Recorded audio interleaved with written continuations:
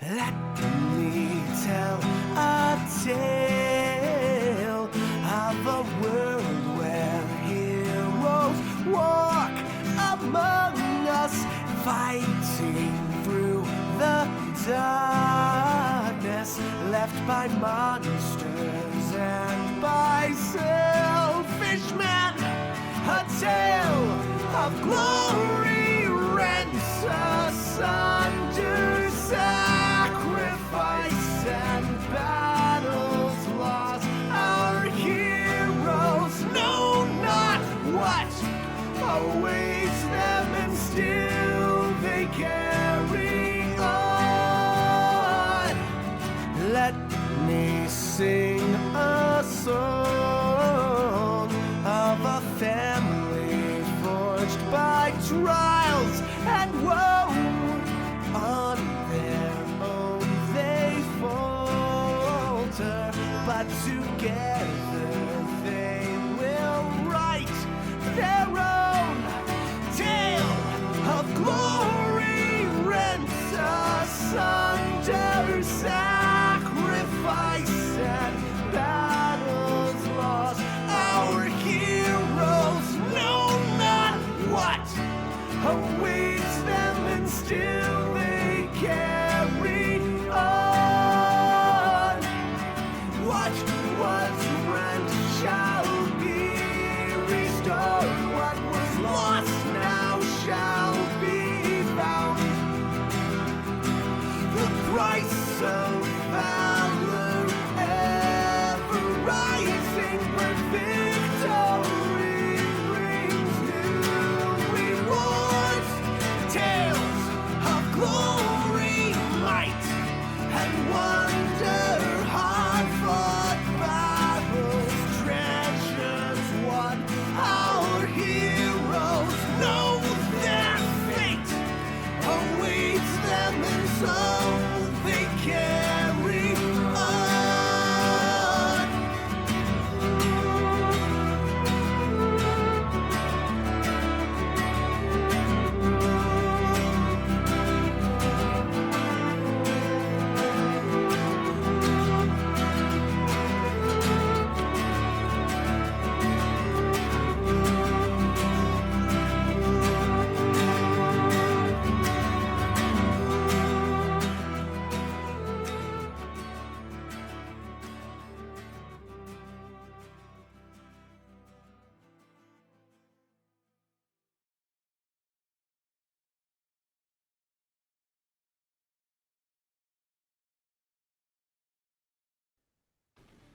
Hello.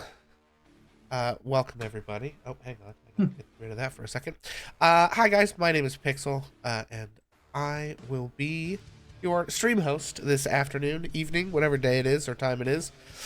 After all the computers died, and so we don't know anything anymore. I am pleased to present to you, my friends, the just arrived in hell and looking for the gift shop 10th episode of Ages of Idor presents Baldur's Gate: Descent into Avernus. Sorry, always, but the gift friends. shop is at the exit, not at the entrance. All right, dang it. All right, so we got 10 levels left to go before we hit the gift shop. Well, folks, you may notice we are short someone at the moment. Hopefully, they will be popping back in. Again, not only are all the computers in the world broken, but specifically one that we kind of need to be working is broken. One of our players has crashed just before we went live, but we are going to just fire up and try to run anyways. So as always, we're going to get into things here in just a few minutes. But before we do, we have those usual housekeeping things. When we go to map screens, you'll be seeing player perspective stuff, so you won't see any GM things that you could spoil like we do have on sometimes other streams here. But please note, if you do know the adventure, try not to spoil anything, because we will be hanging out and chat with you guys. Also, secondly, don't freak out about the rules. There's a lot of them, and we might not get all of them right 100% of the time. So don't lose your mind about it. Third, this is an open, welcoming space, so don't be a wang rod or a turd in the punch bowl. And of course, just a reminder that we do release a show on YouTube during the following week. So if you have to miss an episode or part of an episode, you can always get caught up if you want to be back live with us for the following week. That having been said, we're going to go around and introduce ourselves, remind you who we are, and who we are playing, where we can be found on the internet, and if we have chat inspiration. So I'm going to go ahead and throw it over to Robbie. Hey everybody, I am Robbie, or DocRobert, and I am your dungeon master, the one who is the orchestrator of their trauma. Unfortunately, I do not accept insurance, so your therapy bills will have to be directed elsewhere. Luckily, America's medical service has granted us robust mental health care. Classic, So, of course. with that, I have been playing everyone else in the world that isn't our 5 wonderful characters. And apparently Traxagor, who was our wonderful shady DM. Unfortunately, Traxagor has absolutely disappeared, so you'll have to deal with out today. So either way, though, I'm gonna throw it back to Pixel so he can introduce himself. Hi there, gang. As I said before, my name is Pixel, and I will not be your GM this evening. In fact, I will be Phoenix Brightgrin, Dwarven Barbarian, and just sort of general piece of crap. And that's me.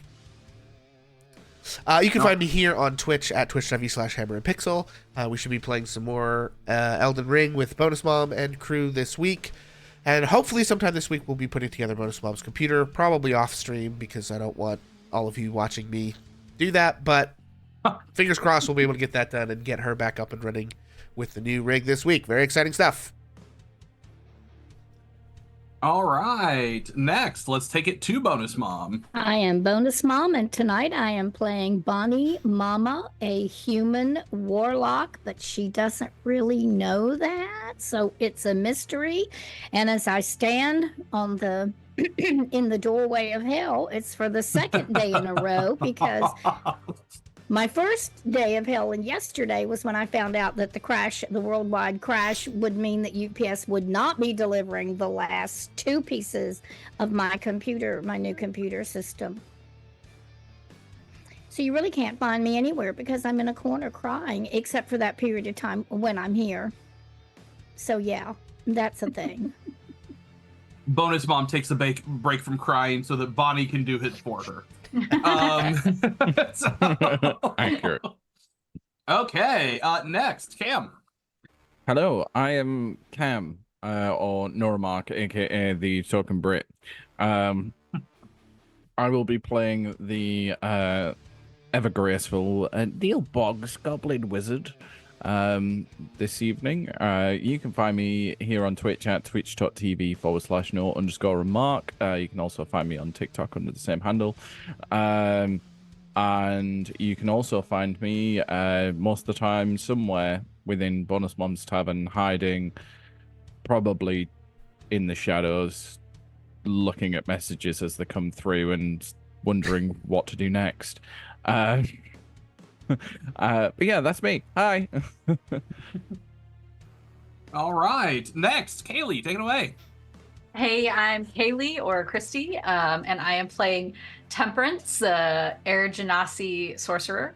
And I do not have chat inspiration as far as I'm aware. If I do have it, I didn't write it down, so I do not have it. You can also find me in Bonus Mom's Tavern, mostly lurking. But I am also here on Twitch as Kaylee1999, streaming on Fridays. I'm currently doing a playthrough of Dragon Age Inquisition. I'm also on TikTok, and I also stream with another D&D group on Tuesday nights called Reality Break 20. We're in the middle of kind of a series of one-shots. We have a couple of long-term players that are kind of taking a hiatus. And we're in the middle towards the end of a Christmas-themed one where we're solving a mystery about Santa Claus. And that's Tuesday night at 8 p.m. Eastern, every Tuesday. And yeah, I'm on TikTok and generally around social media with the same name. So you can find me. All right, last but certainly not least, you may notice we are down a person as our wonderful McReese is having some technical difficulties as her computer was... But listen, Could I it don't know be? if this is the best time to say "Speak of the Devil." In so many ways. I think in most circumstances, I would be happy to do that, but I think in this specific circumstance, I will avoid the "Speak of the Devil" for obvious reasons. However, I will ask McReese to go ahead and introduce herself now that you have so kindly joined us. Not my fault, man. It's We are graced the with your that presence. particular company.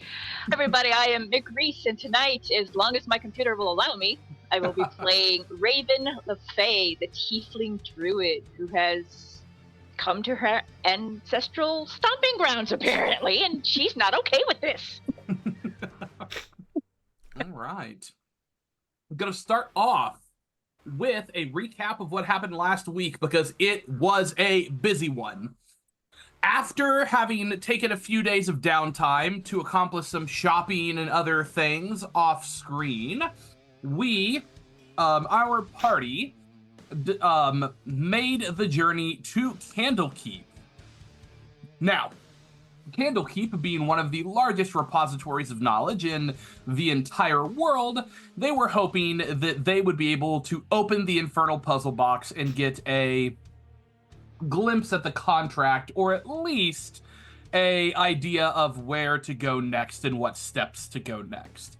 After a bit of a confrontation on the road with some people trying to harry them and steal Finnick's favorite shield from them, they eventually made their way to Candlekeep, where they talked to one Silvira, an expert in infernal contracts and dealings. Silvira was, in fact, able to open the contract where Raven was almost killed doing it. Sorry about that, Raven. Yep. So I think it's the first time I've ever had a natural 20 not only not succeed, but almost kill a character. Right? Anyway,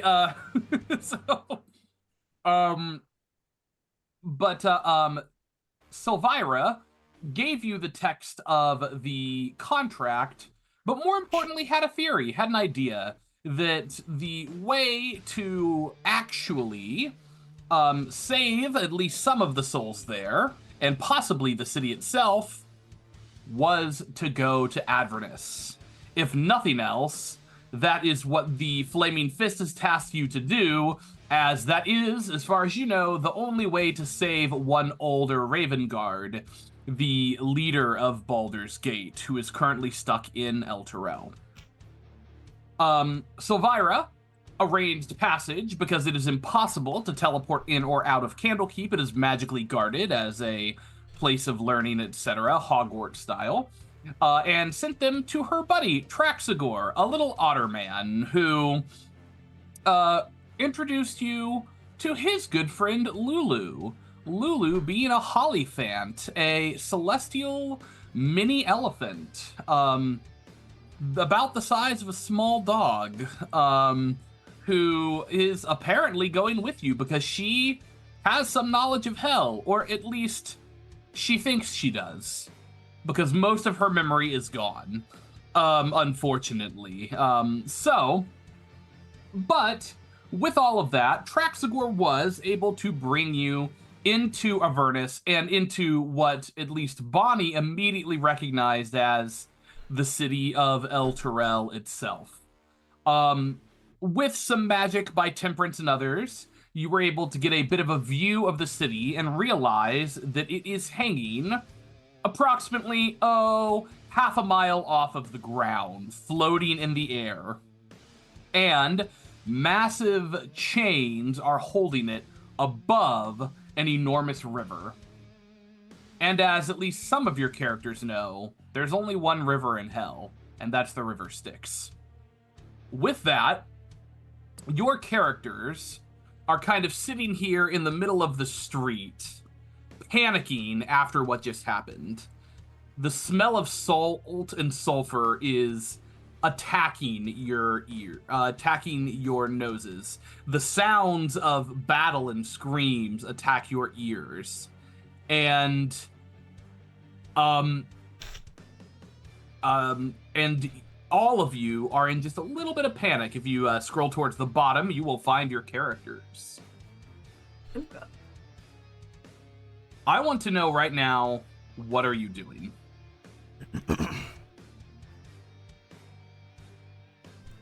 Well, I'm pretty sure Temperance cast Mage Armor on herself, like, as soon as they hit the ground. Fair.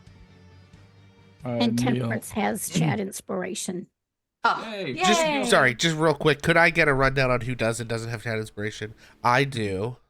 I do. Okay. I do. Okay. I do. So everybody. Okay. Everybody, let's see. Thank you. All right. Okay. So, right now, all of you are just kind of hanging around. Well, I think that I would be looking around to see if I recognize where we are in El Terrell. Yeah, make a history check at advantage. And Temperance would be scanning, looking for any sort of trouble, for Oh. sure. Sure, perception check. Probably with one of her hands glowing, like with a held, let's see, Okay. Eldritch Blast, just in case. That's Okay. a nat 20 for a 23. You know exactly Damn. where you are in the city, Bonnie. You are only a few blocks away from your house. You look up, and in the distance, you see the ruins of the High Hall. Which, I say the ruins, it's definitely taken some damage, but it's more intact than just about everything else around. Oh, It truly is like seeing the dark mirror version of your home. But it is very recognizably a street that you would have walked down. In fact, you look over and you see a shop that was a place where you used to buy some of your materials, yarn, fabric, and other materials. And right now, there's very little left of it. It's a burning husk of a building. I know this place. Oh, but when last I saw it, it was a thriving. That was a shop that I shopped in, and oh, I see the hall over there. It's so damaged. Oh, how dreadful! And Bonnie's just alarmed. How dreadful. I got a 12 on my perception check. Gotcha. Right now, you don't see much. It's very overstimulating. I can tell you that if you look up, you would see dozens of flying creatures, but they all seem to be very high overhead. They're not just a little bit overhead. They're like dozens of meters. They don't even seem to be,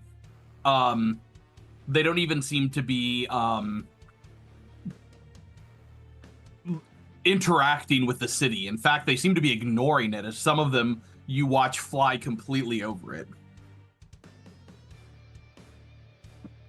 What's everybody else doing? Raven's just absolutely petrified. I mean, to the point where her tail is not even moving. The only thing movement is her eyes kind of darting around, trying to take things in. And Raven, you're feeling a feeling that you are very unaccustomed to. And that is, you are feeling hot. It is, the temperature here is uncomfortable for you. Oddly enough, it's the exact same level of uncomfortable for you as it is for everyone else. Almost like it has adjusted itself just for you to be the exact amount of uncomfortable that it wishes to be.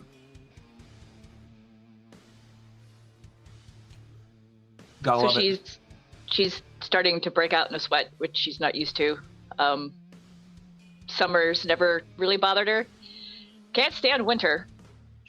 Refused to go on vacation to Icewind Dale. But she's starting to break out in a sweat.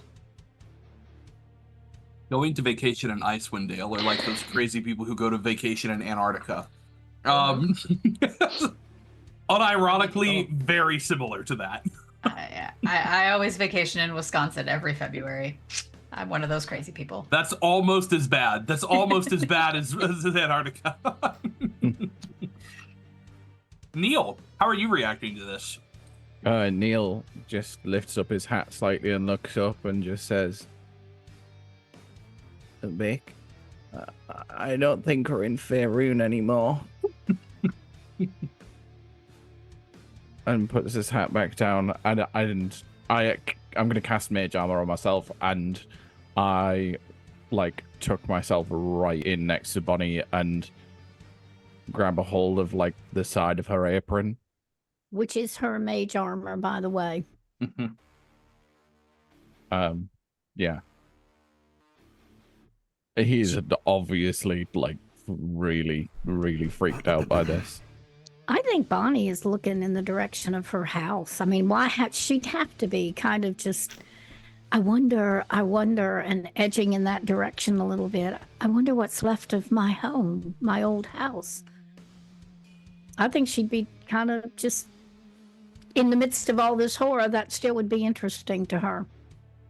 She thought it was gone forever, and now here she is. Yeah. Phoenix, what's your reaction? Phoenix definitely pulls his new sword out, gets the shield in place. It's sort of just like assuming that anything that we meet is probably gonna be a bad time.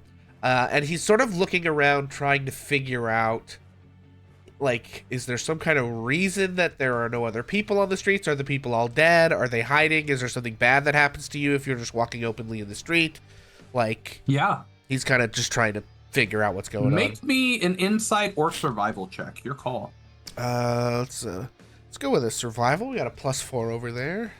Mm-hmm. Well, doesn't help when you roll a 4, so that's a 8. Yeah, you're still just very confused about the whole thing. You're not exactly sure what's going on or why. So those questions still run in your head.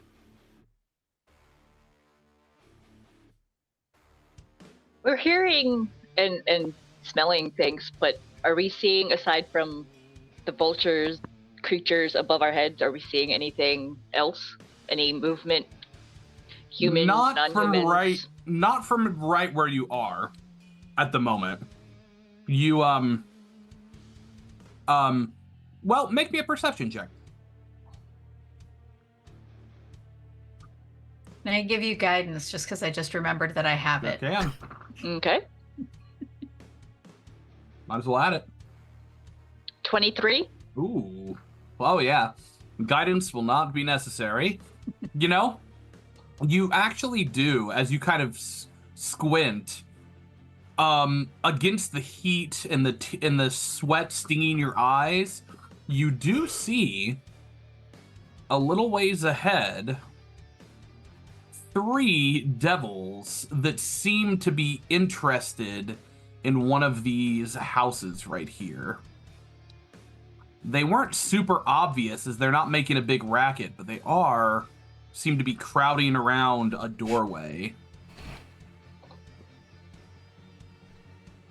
I'm going to kind of tap Temperance.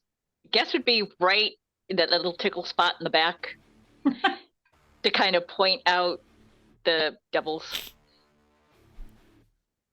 Do you think there are people in there? Should we try to do something? I think we should probably hide. That also seems reasonable.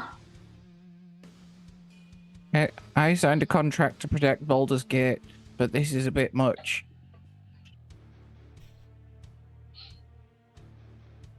I think that Bonnie's going to look over towards Lulu and say, "What are we to do? You've gotten us here. What happens next?" Well, we should use the power of friendship to kill evil. Where's the evil? It looks like it's all around us. I don't know how to kill everything. No, you're right. It's everywhere. Does Bonnie see the devils also, or that's a private conversation? You make me that perception check. Anyone who wants to can. Phoenix is just sort of scratching his beard. Does the power of friendship cost spell slots? What level spell is that? 21, you absolutely see it. Yeah, you see them for sure. And Bonnie, with that, you recognize that it is in fact your old house. Oh my God, that's my old house.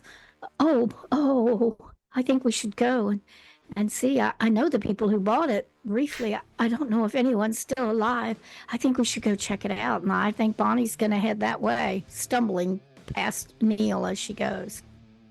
You can go ahead and move yourselves if you would like. We're not in initiative. I think if he sees Bonnie charging off, Phoenix is going to try to outpace her and just, like, run. Okay, well... Bunny, we're magic users. We're squishy. I was gonna say, I think Temperance would get within range of like a shatter and try to cast shatter on the group of them before. Yeah. Bonnie and Phoenix. So can go get ahead and there. get yourselves into position. But when the leader gets about 30 yards away, so about where Phoenix is, they would turn and look at you. And that's when you would see that they all seem to be trying to get into a door. You see a door about half closed with a woman on the other side trying to smack them with something as she's desperately trying to close the door. So, with that, why don't you go ahead and roll initiative? Let me Okay. roll high so I can go before Phoenix gets in there and smashes things. Oof. I failed in that. Well, I haven't rolled yet. I'm apparently going to roll in character. Okay, well, about that. So is Phoenix. Bye. Are we waiting for you to ask for our rolls? No, you do not need to. Okay, Bonnie rolled a 10. Okay. I'll read everyone's off just because I get the whole list. So, okay. I got Neil with a 20. Yep. Raven with a 5. Oh, yep. Big old Temperance with a 5. 5. Who the two of you would like to go first? Temperance. Sure. Okay. Raven's currently hiding behind her anyway. Ray got a 10. Phoenix also got a 20. Who would like to go first between Neil and Phoenix? I think watching Phoenix rush in, I think Neil would like to go first, Okay. Yeah, that's fine. if that's okay. I mean, I think you can shoot a spell before I can charge across uneven lava terrain, so that seems reasonable to me. And Bonnie, you also got a 10. So would you like to go before or after Rhea? I'll go before Rhea, because I'm Okay. hot-footing it over there, probably getting my Tunisian crochet hook out as I'm running. Sounds good. Okay. With that, Neil, you are up. I'm assuming Phoenix pretty much looks like he's getting ready to just charge in there. Yeah. Yes, for sure. you see his sword out as he's actively going in. Right. Okay. He's cheering on our battle cry of Leroy Jenkins. No, I'm not gonna do that. Right. Okay, doc. Sorry, my brain's not braining for some reason. Okay, so I would see him start running in, and as he's kind of passing by me, I'm gonna do the thing again. I'm gonna cast haste onto Phoenix. Okay. You feel yourself get a little bit lighter Oh, boy. as your adrenaline shot gets in and starts to impact you. So, that being said, it's definitely different than it was before.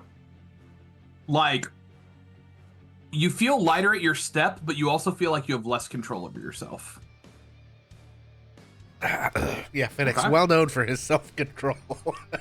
Which, well, yes, anatomical self-control, which is great to pair with your other senses of self-control. Sure. Okay, bonus action, Neil? I'm gonna use some movement. Can I try and like duck and hide? This looks like a fence to me, so Yes, I'm you assuming absolutely this is can. maybe Go ahead and make a stealth check. debris. Mhm. Yeah, there's more than enough things that you can hide behind. That is an 18. Okay, perfect.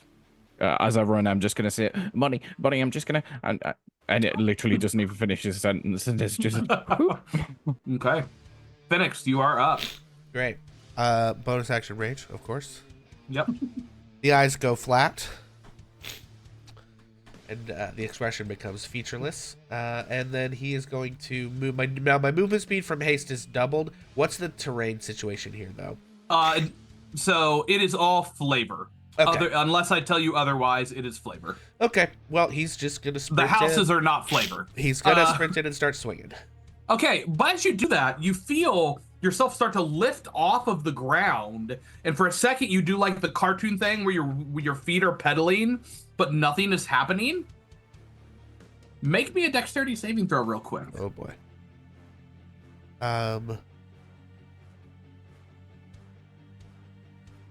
Is this something that danger sense would affect or no? I could say, well, you get advantage on those from haste, which I would say does carry through. Sure. All right. Oh, I didn't. Although technically it's not an effect you can see, but we're looking at a 19. 19 is more than enough to catch your balance and make that movement more normally. But Neil, you felt for a second a surge, a pang, as you. It was this weird feeling in the back of your head as you started to lose control. And what was just causing him to be a little lighter on his feet, manipulating his gravity to allow him to hasten his movements, started to lift him all the way off the ground in a way that you were not expecting. I don't like that. Either way, we will go back to Phoenix's turn, as I assume he will cast Bong. Let me go ahead and add some cheeky color to these. Go for it. Okay. I think I'm gonna start with blue. Okay. And I'm gonna cast Cut Him with a Longsword. Okay. And this is the +1 longsword, correct? Yeah, correct. With Reckless Attack. Okay. And I get 2 attacks and a haste attack, yes. And I use my bonus action to rage, so I can't do the armor. Okay, first attack. I've got a 15 to hit. We'll hit. Okay, do you want me to do all the attacks and then damage, or go ahead and roll individually just in case. All right. I don't think any of them will kill him outright, but you know. Number 1 is 8 damage. Attack number 2 is 23 to hit. Definitely. For 11 damage. Okay. Attack number 3 from the haste is... Oh, that's a nat 20. There we go. That's a nat roll 20. that crit. Nice. So just roll and add 8. Right. So I will just roll a d8. We'll add... Well, okay. Well, just roll the regular thing and then add 8. Well, it automatically does the crit thing. For well, you can right-click and just have it roll flat damage. Oh, I can? Oh, good. Yep, just right-click and then click Beautiful. flat. All right, so 8 plus 8 is 16. 16, okay. You watch as Phoenix goes in there with a rage like you haven't seen before, and he lets 3 strikes against this bearded devil. All 3 of them, you watch it literally cut off some of the tendrils of its beard, and as they're trying to block with their spears, it's completely ineffective. And that was an incredibly effective turn for Phoenix. Hey, Anything else? Hey, who's that's your about all you barber, can man? do. He sucks. That's it for Phoenix. Okay.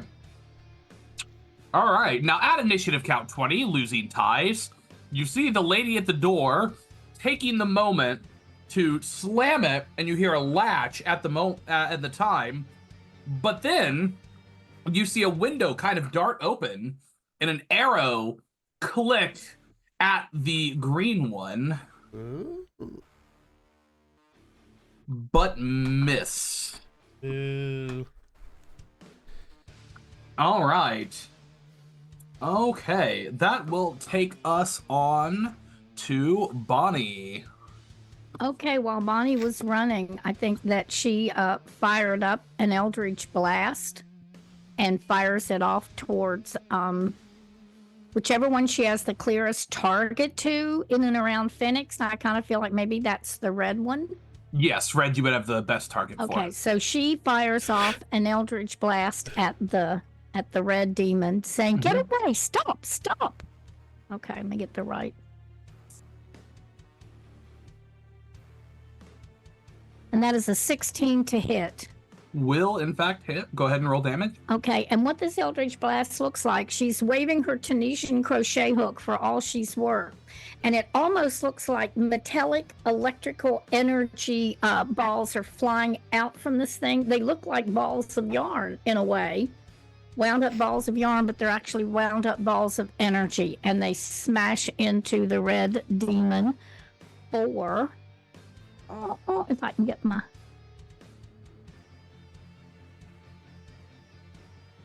or 9 points of damage. Okay, and remind me, Phoenix, did you hit the red or I hit the... blue. Okay, Yeah, I you went hit for blue. Okay. Also, at level 5, do you get 2 beams with an Eldritch Blast, Bonnie? You certainly do. So you can make another Eldritch Blast attack. Okay. So just roll to hit again. You can attack the same one or a different one. Your choice. No, I think it's the same one. Why would she change her focus? You know, if she didn't kill it, she's going to go after it again. Thank you for reminding me of that.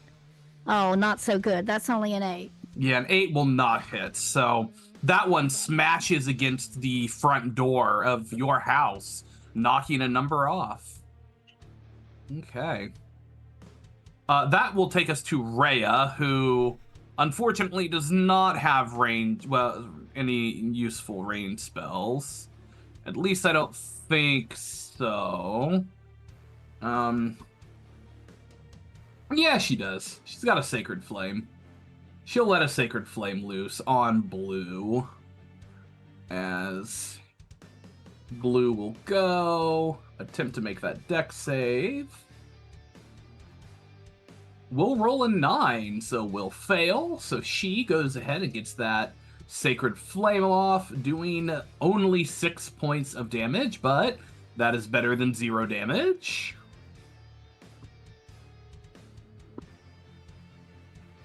Okay. Okay. With that, that will take us on to Temperance. All right. Temperance is going to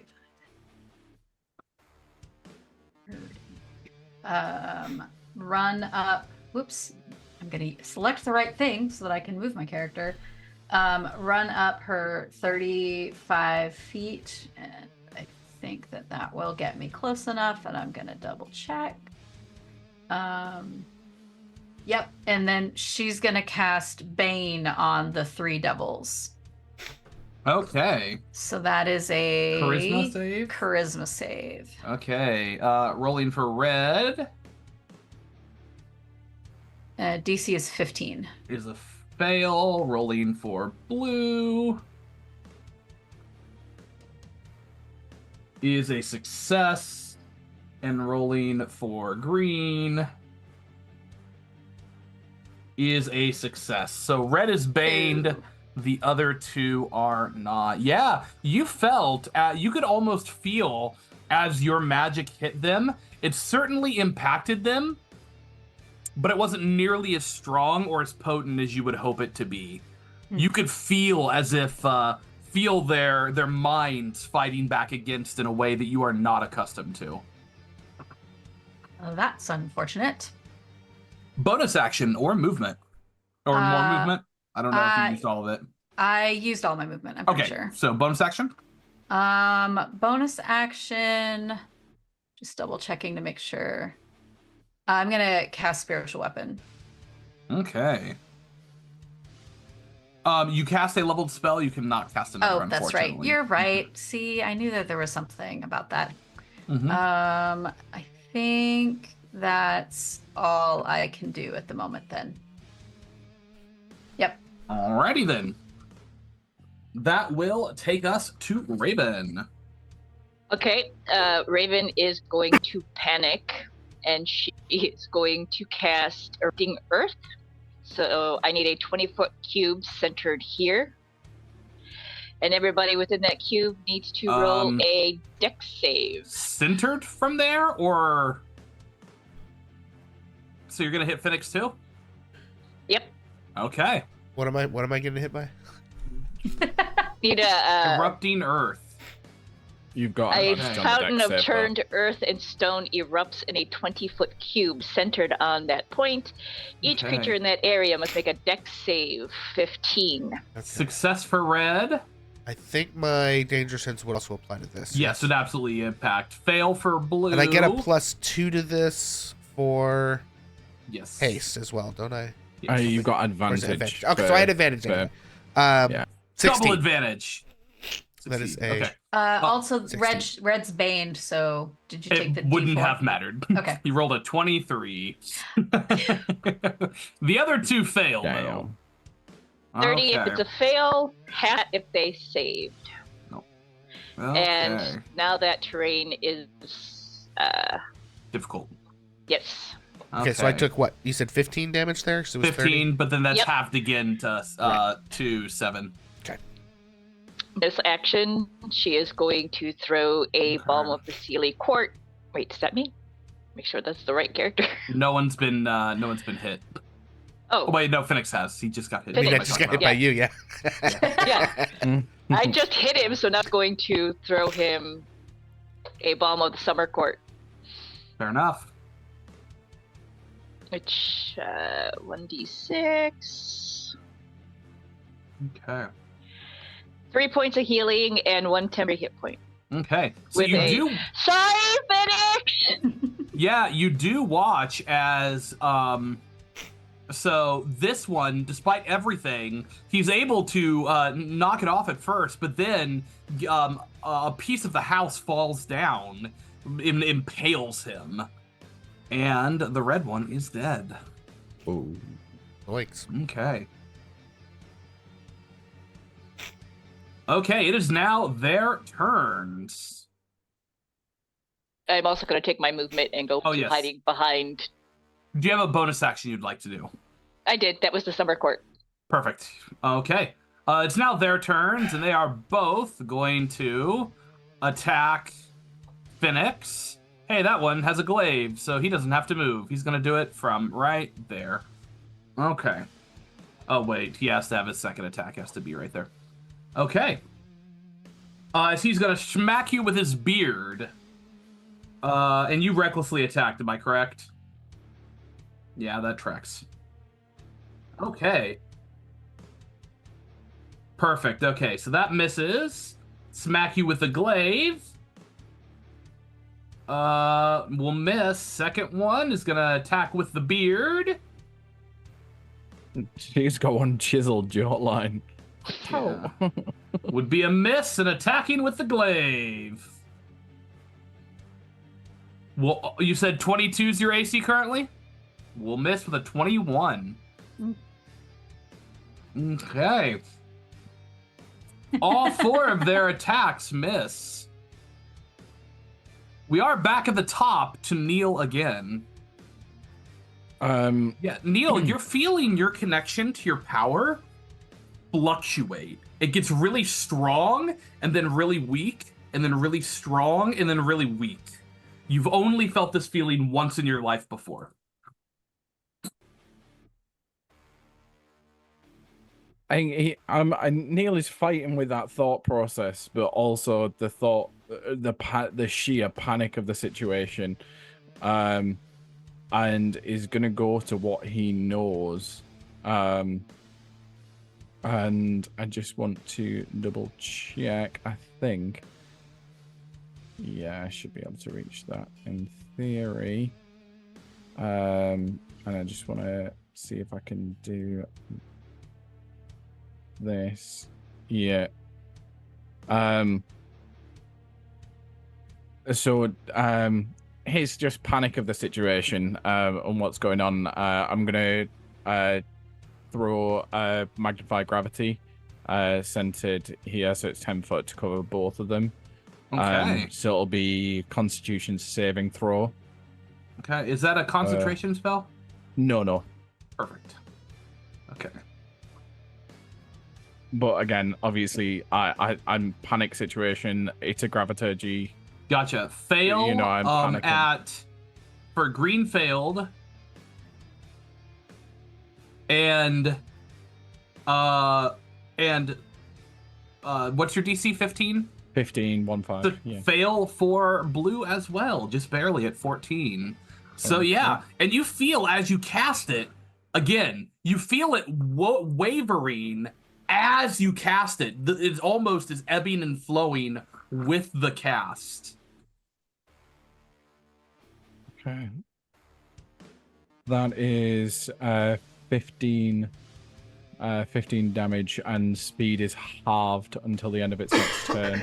Okay. And any object in the area that isn't being worn or carried requires a strength check to be able to pick it up or move it. As the blue one completely collapses under the weight of everything. Completely dead. And I'm going to go and take my bonus action to stealth check again. Got it. That's 15, 1-5. Okay. Phoenix. Okay. Second verse, same as the first. So this will be 3 longsword attacks and an armor spike attack. And we are going reckless. First attack. 15 to hit. Roll damage. 7 damage. Okay, second attack. Second attack.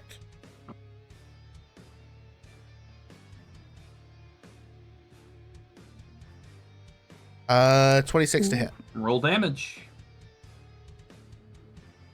Ooh, max damage. 13. All right. And Third then, attack. yeah, hasted attack. Haste attack. 14 to hit. 14 will actually hit. Okay. And as you do, 10 damage. yeah. Okay. And as you do, you watch as you turn and you just lop his head completely off. And this is where you notice something. When you killed the devil back in the Vanthaper Manor, it turned to ash in front of you. You watched it turn to ash. This one, its body hits the floor in the way that anyone else's would. Well, that's new. And we are out of initiative. Phoenix takes a moment for the haste wearing off, I guess. And as it does, I need you to roll a Constitution save at disadvantage. Oh boy.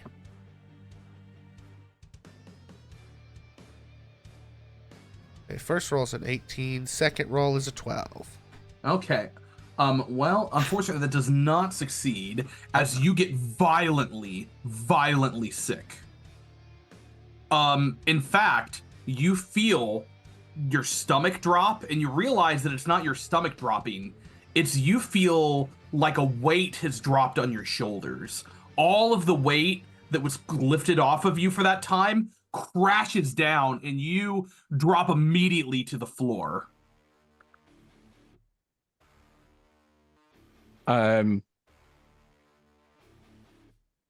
I'm assuming I would have seen that. You would have happen.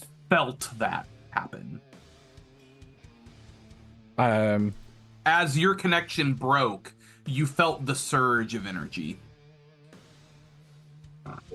Neil, I would immediately run directly over to Phoenix. But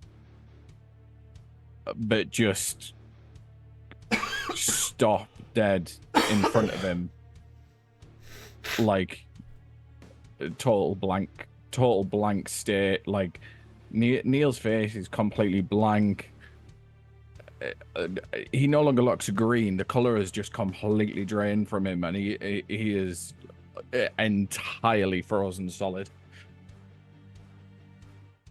Yeah, that don't feel great. Temperance is gonna run up and just ask, are you all right? What happened? Do you need some healing? I don't really know. This never happened before. Temperance is gonna go ahead and cast Healing Word. Regardless. Raven. We've It's, Yep. As you look 5 over, points of healing. you notice something that you didn't notice before. When you cast that spell centered where you did, it has knocked the house off its foundation. What's going on? I think Bonnie was running towards the house, towards the open window. Yeah, you can still move. We're out of Okay. initiative, so. And I have She's to gonna run over, start digging. Yeah, and as you open the door, you do see the lady who you saw in the window. And Okay, she is definitely no longer living, as she seems to have gotten hit in the crossfire of the spell. Oh my, oh dear. And what does she look like? Is she a corpse on the floor? Is that what you're describing? Okay. And I don't you know. hear a little whimper from the back of the house as All right. Bonnie, you walk into what was once your kitchen. Okay. And at the back, holding a kitchen knife, is a little girl of maybe 12. And behind her is a little boy, even younger. And she's standing there. And then she just looks up at you, Bonnie, and says, You're not a devil, are you? No, my dear, I'm not. Are they human? I'm human, just like you. Oh, you poor darlings. She's weeping. I think Equal that- parts weeps. And then it's like, why did they take us here? These monsters killed my mom. And she Oh, runs up, and now that she has a second, she's weeping. Oh, you The little poor boy darling. seems to be too young to really understand what's going on. He's maybe 3. Oh, I think Bonnie is heartbroken and would try to gather them to her if they would let her. I don't know why any of this is happening. Oh, I'm so sorry. Oh, you poor darlings. And just kind of crying right along with them and trying to hold them close if they would let her. They kind of, in the make me a persuasion check at advantage because of your demeanor. This will kind of see how they respond. Okay, it was 22 was Okay. the Yeah, you're fine. advantage roll. So you do very much remind them of some of their family members, and they kind of take to you immediately. You have that personality, which is not surprising. And the girl is just weeping. And she just says, she turns back to look at her brother, and just say, Brask, are you okay? Brask. And then he just kind of stumbles up to her and then just grabs her leg. Doesn't say anything. Oh, you poor dears. I don't know why this is happening, and I'm so sorry. Phoenix, Neil, someone, there are children here. So, my little darlings, is there anyone else here besides? My Your dad mom? was looking for food, but he hasn't been back in several days. Oh dear, Bonnie's gonna be rustling into her apron I was pocket. out trying to scavenge for food when they saw me, and I ran home, but they chased me all the way here. Mom was trying to hold them off when we got inside. Of course. It was very brave of you to do that. Here. I'm sure that I have something on my person I can give these children to eat, and I'm going to look around frantically You have your for snacks. water. You made some. Yeah. Your turkey sandwiches. Yeah, so I'm She- handing out turkey sandwiches Yeah, and looking for something to drink. she's currently, she says, I can't eat, and she just cries again, weeping again. She It's falls all on top right. of her mom. Oh God. Okay. Well, Bonnie is crying too and just trying to comfort them and hoping the others will show up. I need to tell you, Robbie, that for some reason my map will not come into focus. So I can't Try really... scrolling all the way out, hitting the negative button all the way out. Oh, okay. Sometimes that helps. Yeah, zoom all the way out and then Yeah, if you back zoom in. all the way out, that often helps, and then you could zoom back in. Okay, that got it. Thank you. Okay. I'd said I something don't know to why that Pixel. works, but it often works. Okay. Okay, thank you. So, Seeing that there are children and knowing that her spell did this to the house, Raven is going to start backing away and just completely separating herself from everyone else. Temperance is gonna start kind of like, we should probably get off the street. There might be more coming. Should we go in? Let's get inside at least for a little bit. And Yeah. she'll actually go over and grab Raven's arm and pull her in. and as you pull Raven in, you see the girl scream again. Oh, no, not another one! Guys, watch! Look out! She's a friend. She's not a devil. Yeah. And then she's like, but, and then she's just not coherent. She just flees into incoherent sobs again. I'm gonna wild shape into a raven. Okay. And seeing that gone, it does... Again, she's not really thinking coherently. She just doesn't see the thing that scared her, and she just goes back to crying instead of panicking again. I guess in all of the commotion as well, assuming that probably Phoenix is now up and moving and everyone's kind of moved out, you would probably notice Neil hasn't moved. Neil is still standing, staring blankly at where Phoenix was on the floor, completely. He looks as if he's been petrified. He's still as a stone. I think if Temperance notices that, once she gets Raven ushered inside, she would go kind of like, wouldn't grab Neil the way that she would Raven, but she would maybe touch his shoulder and just to at least see if he'll pay attention to her, and she can kind of usher him inside. And you tap him. He doesn't react. He doesn't move. He's just staring. Still exactly the same. He's staring exactly where Phoenix was, where Phoenix collapsed. Well, and Neil. speaking of Phoenix, how am I doing? I've had no updates. Does it like go away after a bit? Yeah, after about a minute. It takes about a minute for you to fully recover and feel normal again. Gotcha. Did you get the five points of healing? I don't know if it made a Yes, I difference did. or Thank anything, you. but okay. Should take him back up to full. Yeah, back up to full. Okay, cool. With an extra 10 Neil. point from Raven earlier. Yeah. Neil, we should get inside. And she might push at his shoulder a little bit more insistently. Let's get off the street. He just like blankly nods, like really, really subtle nod, but doesn't move. Just he's experiencing. You can tell that he's experiencing something right now. He's having a moment. He's having what I would call he's having a do right now. He's having a do. If he doesn't really respond, then Temperance probably would kind of grab his arm and pull him in with everybody else. He's small. You would it would take you basically nothing just to drag him along, which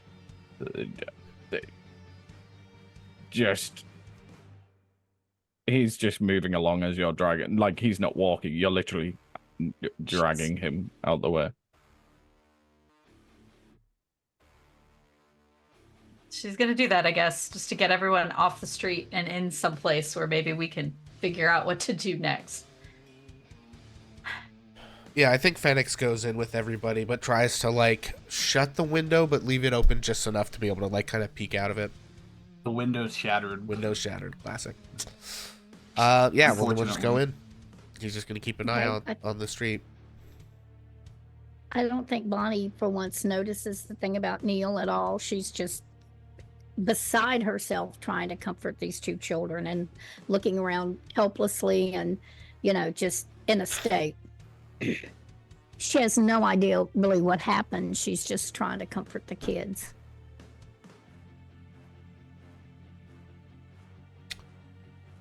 So this place sucks. Yes, I would agree. Phoenix. The kid kind of nods within her weeps. I hate it here. I hate it here. Why? What happened? Is this because I stole that food? No, dear. It had nothing to do with you at all. This is a dreadful place. Your city fell. This used to be my city. I used to live here, near here, and, well, yes, something dreadful is happening. Oh, my darlings, I'm so sorry, so very sorry about your parents. Do you have other family? Is there anyone else around? Someone else that could care for you? Most of the people here said they were going to the High Hall, going to the keep.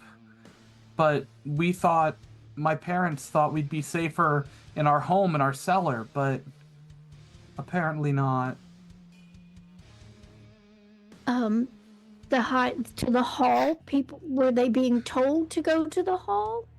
There were some people when we first got here. A few Hell Riders were trying to rally people there, but it was disorganized. I don't know if it was an official order or if it was just a couple people saying that. I don't know. Everything was so chaotic. All right, my dears. Oh, As a note, it's been about a week, 2 weeks since you guys got the news of El Terrell having fallen. At that point, I think Bonnie starts to look around at everyone. I assume everybody's hearing this conversation. Everyone who's listening is hearing. Yeah. Could we, Phoenix, could we get something what? to cover Oh, their yeah, mother? sure. I guess I'll look around for away, like a dears, tablecloth come or a away. blanket or Yeah. something. And it's easy to find. There's one, just on the table that's just over there. Where are your rooms? I know this house, as I know it well. Were you in the upstairs rooms or wherever? I mean, I don't know what the house looks like.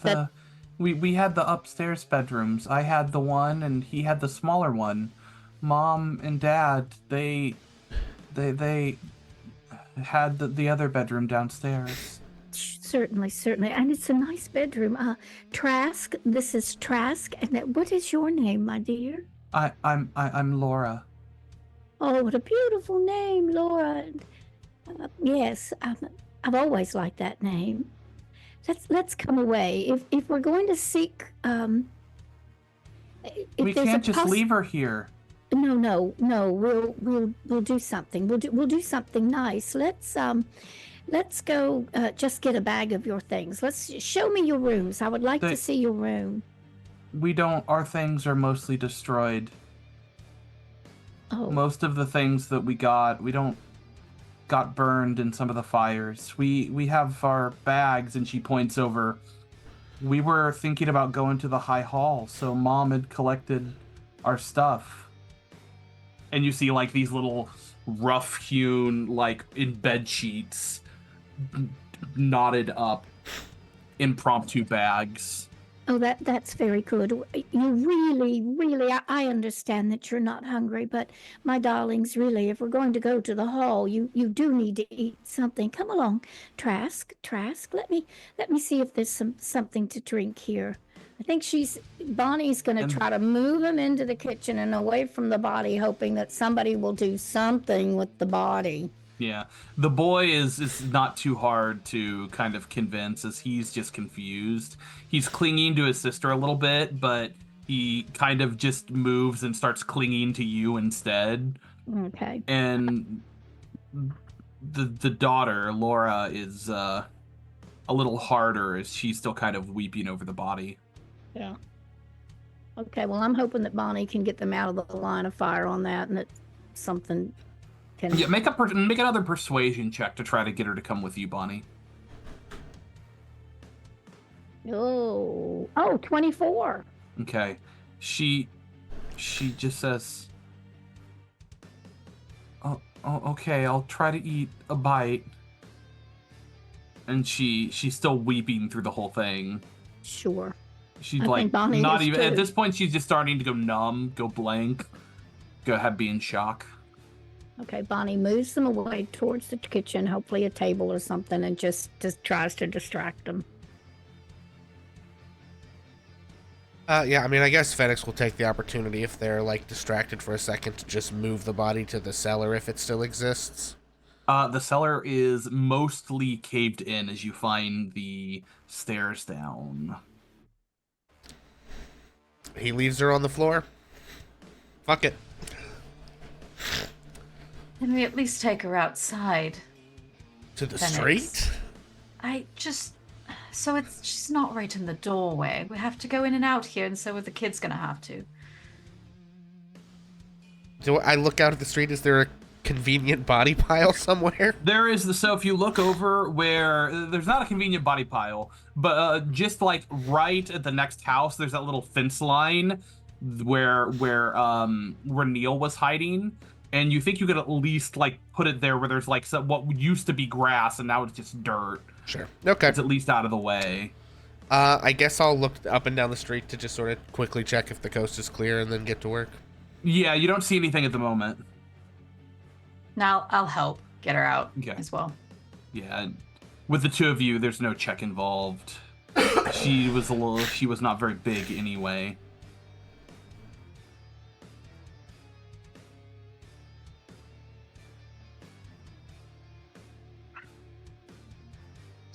So it seems like the High Hall is the next stop, or at least we could get some more information there. Yeah. It's the only lead we have, I think. I think you're right. What is Lulu doing in all this? Lulu is over with the kids, desperately trying to cheer them up. She's kind of clinged to the little one, who is just utterly intrigued by her, and she's clinging to that positive response and really hamming it up for him. Just like doing flips and anything she can do to just try and make him smile.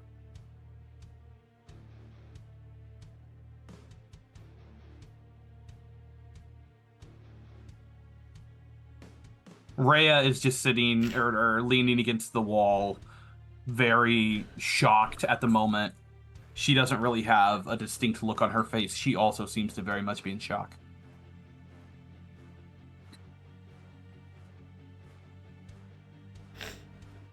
I think Bonnie stays with the children and with Lulu and tries to just be as comforting as possible. And if she heard the comment about perhaps we should go to the Great Hall, she would certainly agree and say, perhaps we should. Yes. Let's see what we can find out. As she starts nibbling on the sandwich, she says, ugh, why is it that everything tastes so bad here? I hate it. I don't get it. Mom's food was always so good, and then this looked so tasty, and then she just kind of cries again. Somewhat puzzled because Bonnie thinks a lot of her turkey sandwiches. Bonnie's going to taste a turkey sandwich. And when you do, it literally tastes like you took a bite of charcoal. Oh my goodness. Oh, you're right. Oh, this is dreadful. And now it looks totally fine. As you look over it, there's nothing wrong with it. It is completely fine. I'll let you take a 20 on a medicine check or nature check to know that it's not unsafe. It seems like there's just something about this place that makes food taste really bad. I think. Now Bonnie's she eats it anyway. Okay. I mean, it eats like a sandwich. It just tastes like It just charcoal. tastes bad. The texture would be exactly what you would expect. It would look exactly as you expect. And not just necessarily charcoal. It's a weird complex flavor, but all of it just tastes very burnt. It's like if you took the sandwich, put it in the oven at 500 for 30 minutes. And Gross. and then brought it out.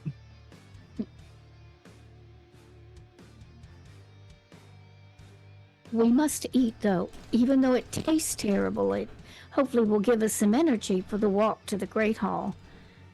I think Bonnie's going to look in the room and say, the children, I really had not let myself think about that this has happened to children also. Bonnie, how far away is the Great Hall from where we are? Oh, I know that very well. I've been there many times. As a So matter it's of fact, it's on the other side of the city, the direct other side of the city. So But it let is- me put you over at the Elturel map so that we can get some wayfinding. Okay. Would there Um, have been any means of transport in the city that Bonnie could have used, in the olden days to get around? It was quite maybe a some lengthy like walk. dollies or something, but Yeah. not everything that would exist would be human led. So you guys are about over here. Okay, I'm still seeing the. Yeah, I'm not other seeing Me the- too. I'm still at Same. the. I'm still seeing battle map. Mhm. As I There said, we you go. guys are about here. You guys are somewhere down here. Okay. And the High Hall is over here. Yeah. Where is Oh, the boy. "You are here" dagger? Yeah. Oh yeah, I can get the You Are Here dagger. It used to be quite a haul, a walk for me to go. But I have done it many times. Oh, it would take a while to Hey, go. look, but- it's the You Are Here dagger. Yep, there we go. But I don't think we have much choice, do we? I'm not sure it'll be safe.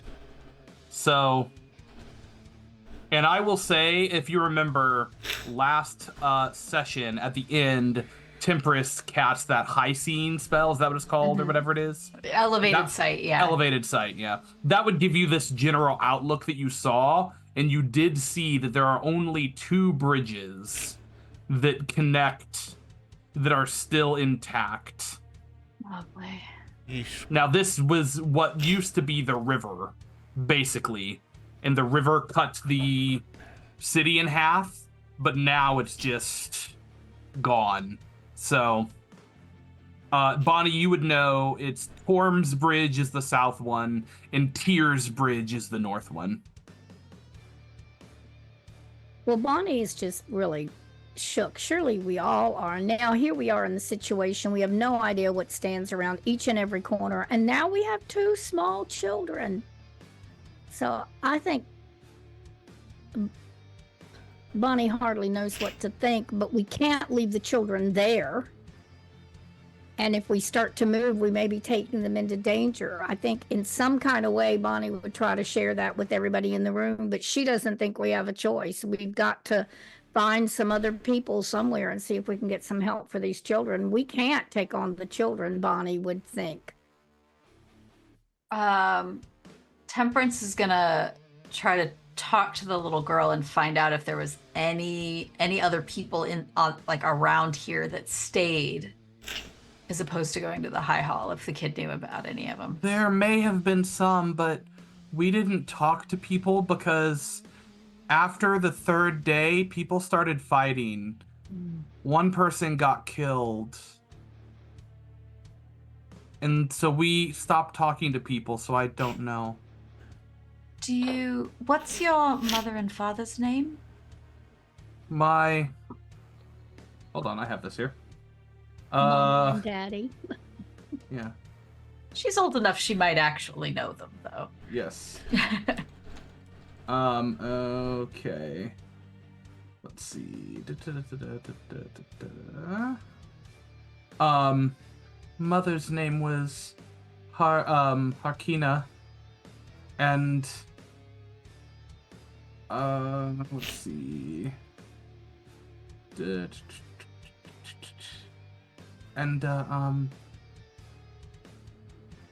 And then she gives you her father's name, who I cannot find here. Okay. Joke.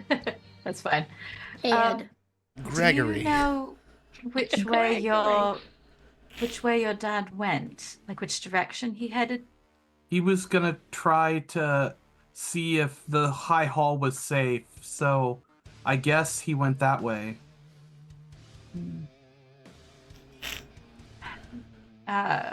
Temperance is gonna turn to Bonnie and just say, I don't really want to take them with us just because we don't know what we're gonna run into along the way, but We can stay here if you think that's safer.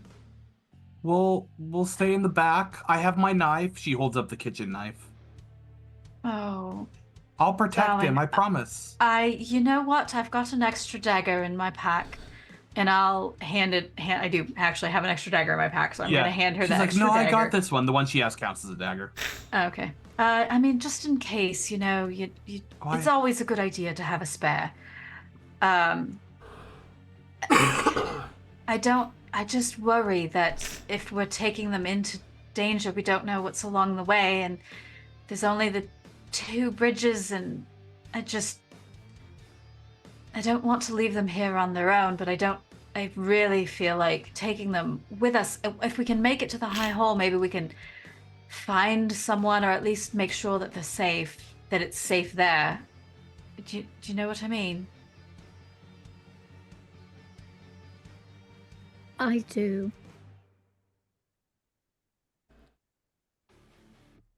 I mean, it's 6 of one, half a dozen of the other.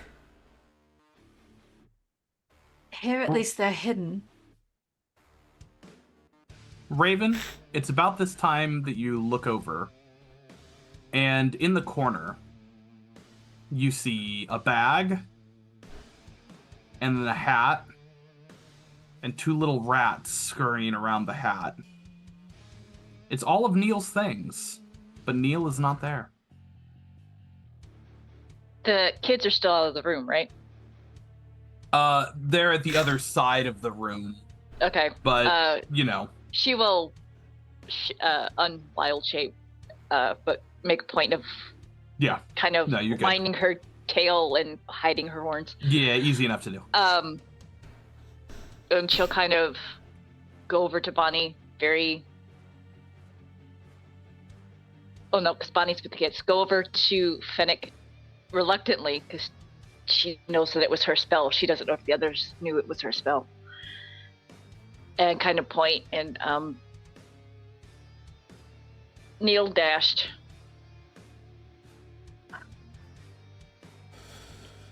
You see, you know that meme of the guy with like the blonde hair who just does the like blink face? Phoenix does that. Of just the like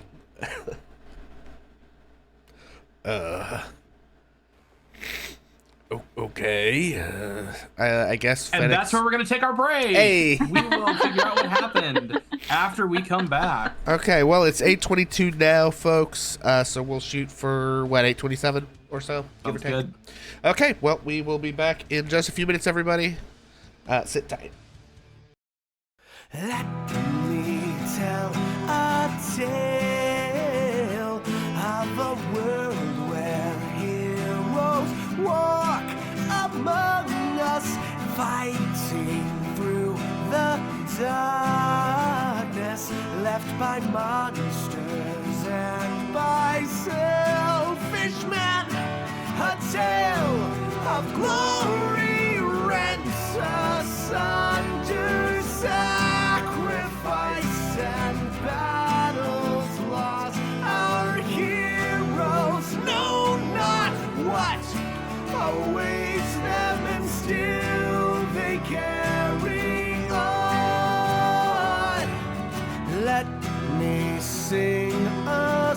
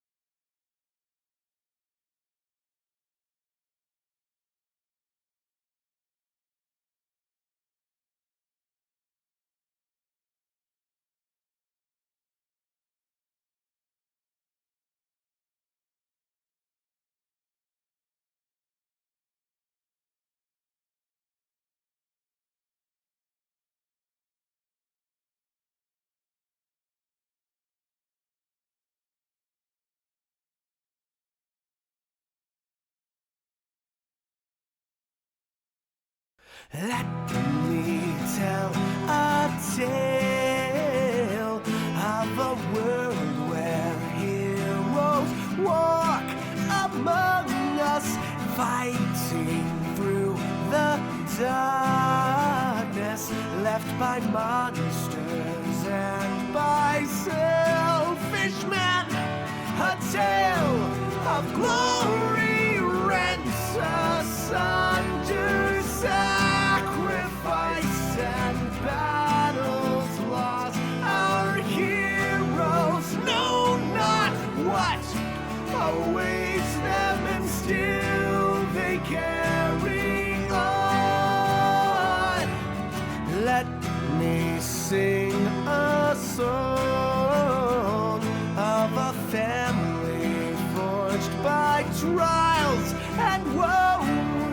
On their own they falter, but together they will write their own tale of glory rent asunder, sacrifice and battles lost. Our heroes know not what awaits them, and still they carry on. What was rent shall be restored. What was lost now shall be found.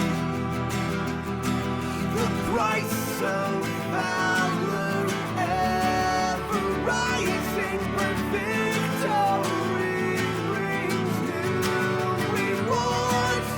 Tales of glory, might, and wonder, hard-fought battles, treasures won. Our heroes know their fate awaits them, and so they can. And we're back. Sorry, it was in the middle of the song, but that's just how the timing worked out. We're a little bit late, but we are here and ready to carry on. Alrighty. So all of you look around and notice at this point, well, not all of you, it'd just be Raven and Phoenix are realizing that that Neil is gone. Yeah, so I guess I go, like, just look up and down the street real quick. Yeah, and like when you poke your head out, he's not even half a block down, back the other way, like back towards where you came in. He's like there, just like no hat. He dropped most of his stuff. He's just like walking slowly, albeit too. I think Phoenix just does like a big exasperated sigh, and just says to Raven, "Okay, I'll go try to get him. I guess you hold things down here." Me? Yeah. Temperance! And as you yell Temperance, Phoenix just heads off after Neil. And and it doesn't take you long to catch up to him. Your walk speed's more than his anyway, and it's not like he's not exactly dashing. He just kind of is just walking. So Yeah, you catch Phoenix up to him is pretty doing quickly. he's doing the like slightly out of shape like Dad walk. dad jog. Like he's like huffing and puffing by the time he gets there. Neil. I would hear him. The one thing that I got on me is obviously my clothing and my dagger, and I 180 towards Phoenix with my dagger in hand.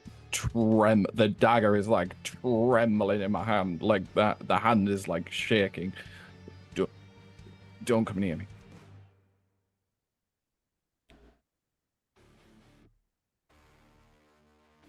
Stay away from me, Phoenix.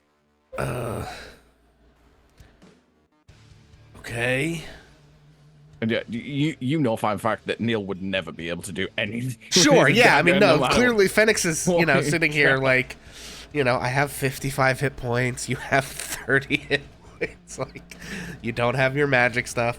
It's like, What are you doing, man? I'm doing what's best for everybody, so that nobody else gets hurt.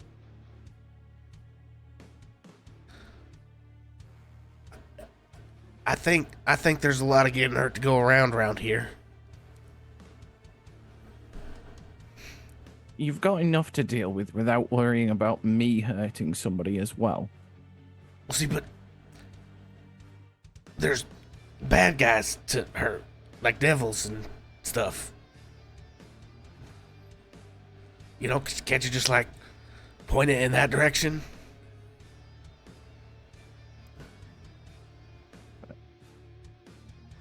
It doesn't seem to work like that. I mean, you just saw what happened to you. And that was just from me trying to help. Yeah, that was a real bad time. Listen, everything is bad here, okay? If you eat food, it tastes bad, apparently. That's what they're finding out back at the house. I think this place is, like, metaphysically, magically, a bad time. So it kind of makes sense that when we try to do stuff, sometimes it's going to go bad. I think that's just an across-the-board thing, a little bit. But I don't think we should be standing in the middle of the street having this conversation. Well, that's why I'm leaving. And then what? What's step 2 here, bub? I don't know. I just...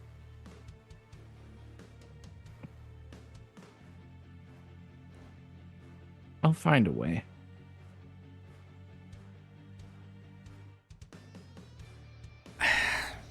Look, I'm not going to go back. I'm not going to go back because... Look...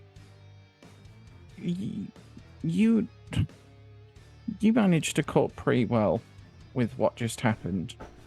But what if that was Bonnie?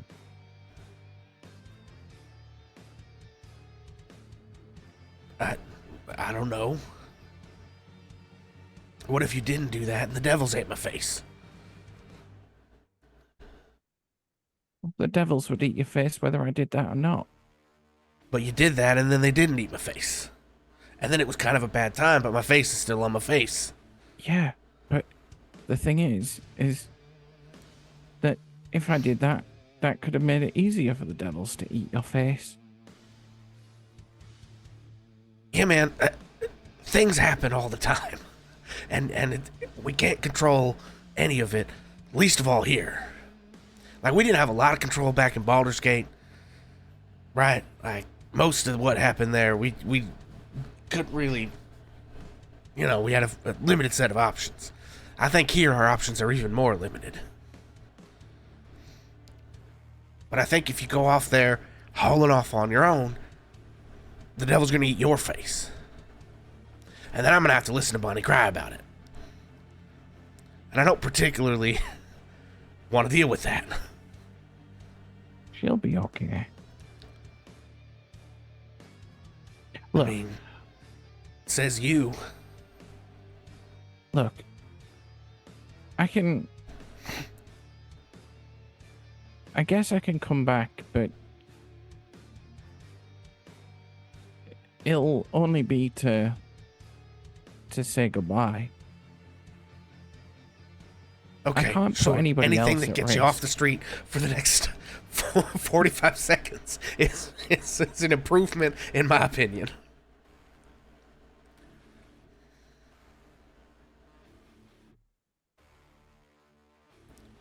He spits in his hand and holds it out to Phoenix. What's that? I'm making an agreement to come back with you. But did you have to spit on it?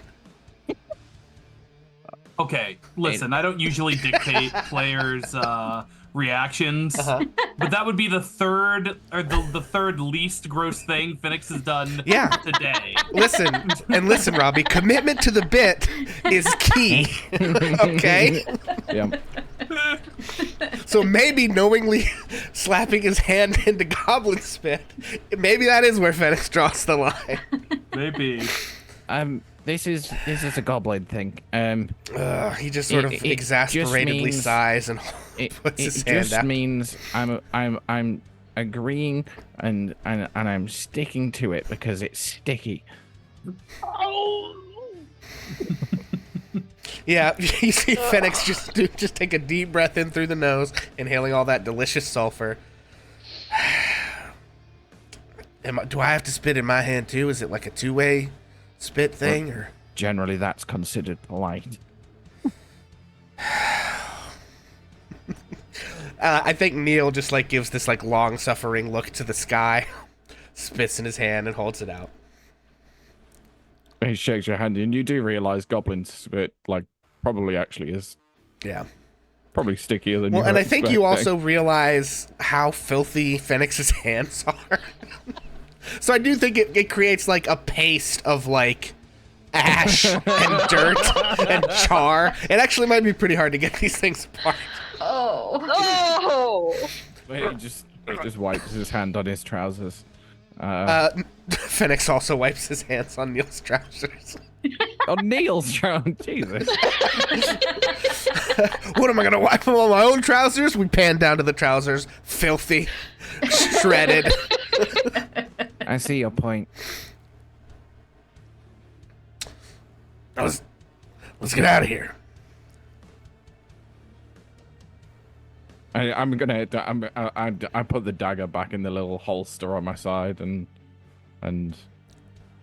get moving with Phoenix back to the house. Yeah, and basically all of you at this point see Phoenix and an almost naked Neil, who basically just has like some of his clothes on. I mean, we established pants. Back in the house. He does have his pants. He's got all his clothes on, just none of his gear, other than a Yeah, dagger. but your hat was like half your clothes. I mean, True. Very Yeah, I true. mean, you Without were it. 50% hat by volume, so. Neil, what are you doing? I know it's hot here, but really, put your clothes on. Well, I don't know what we do about the children, but we probably need to try and find out what is happening in this godforsaken place. Lulu, Bonnie, yes. Yes, Neil? and you see Neil like completely wells up. I need to leave. What? No, Neil. No, you don't. We all need to stay together. We've learned in the very beginning that it's very dangerous when you split up the party. I've learned that. No, Neil, we're much better together. Now put your clothes on, get your stuff together. We're trying to decide what to do here with these children. It's also dangerous to be in a party with somebody that is quite capable of killing their friends. Neil,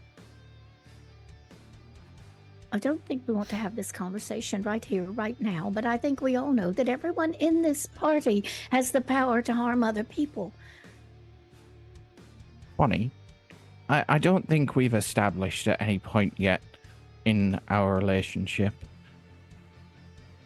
I love you very dearly. I'm not a child. I am a fully grown adult. Well, of course you are, dear, and that's all fine. But right now, there are some really serious things that we need to decide, and it would be very beneficial if you would just pick up your things and put those animals back in your pack. Neil, something might happen to them here. We need to decide what we're going to do. Lulu, would you consider Phoenix could have died. what? Phoenix could have died from what just happened. Oh, I've seen it His mother before. did. I feel like any of us could have died just then. We have all come No. so close. He could have died from my magic. And The it's mother not the first died time. from mine. Don't take that upon yourself, Raven. And again, this is not the time.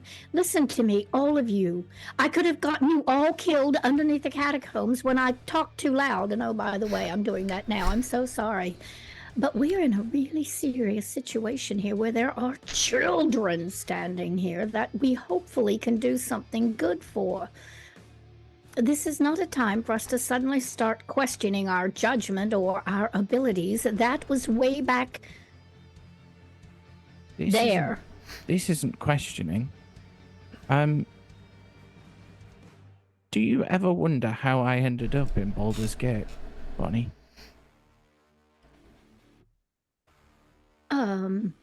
How many goblins do you see running around Baldur's Gate? Well, not very many, dear, but that doesn't make you any less wonderful and precious the way that you are. We are all different. We all have different abilities and talents, and sometimes we can use them wisely or unwisely, but... I'm not from Baldur's Gate. I'm originally from a place called the Whispering Woods. Oh, what a charming name. Whispering Woods. I don't think I've ever heard of that. Not charming. Well, it's a charming name. It's where goblin tribes live. And they're not nice.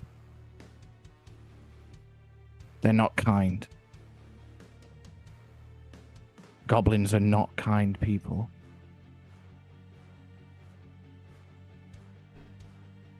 Well, I made a friend in the Whispering Woods. and you're a very good friend, Neil. You've been a very good friend to me. Well, Zareth was a wizard, like me. And a very good one. But he was captured Oh, by my tribe. And yes, dear. I was supposed to kill him, What? Your friend? but I didn't know he would be my friend then.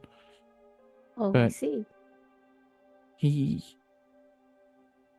was clever, he was smart, he was intelligent, and he was caring and friendly and taught me about Baldur's Gate. And Wh- I let him go. And I left with him to head to Baldur's Gate. Oh, I think that sounds very good. Much better choice than the Well- other. It was. But the thing about goblins is we hold grudges very well. Oh, And we were tracked. oh dear. And the tribe tried to take us down. And me and Zareth fought them very, very well. Except I obviously have a talent for something that I don't really understand. Me being able to change your weights and make you move faster and things like that isn't normal. That's not a usual thing to do. And, well,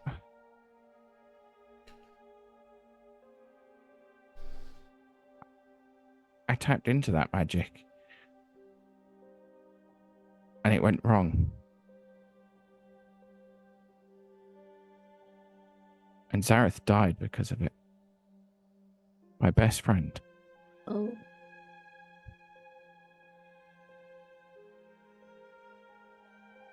And I can't let that happen again.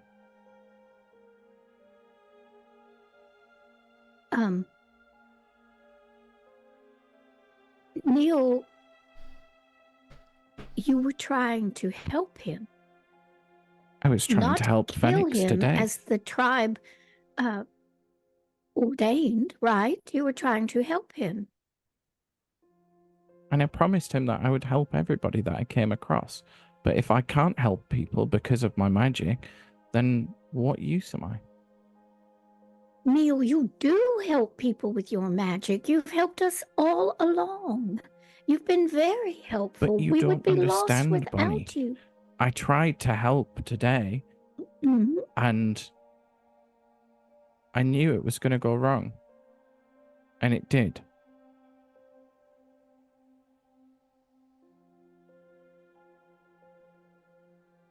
So wait, you can What see the if I- future? What do we do next? Neil? Listen to me now, goddammit. What do we do next? I'm not a divination wizard. Crap. I've not got many skills in divination, unfortunately. That's not something that's very easy to learn. Look, Correct. I'm just scared of hurting someone.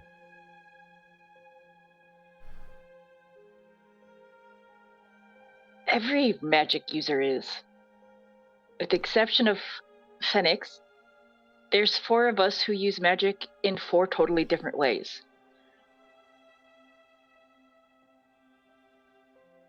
I called upon the earth to erupt, and there were side effects.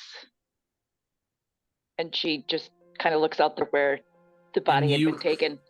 As you say that, you hear, wait, it wasn't the devils? It was you? The little girl turns and looks at you.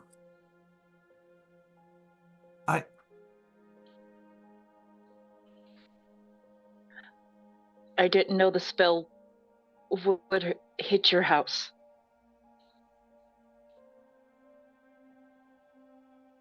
Why do you use magic if you don't know how it works?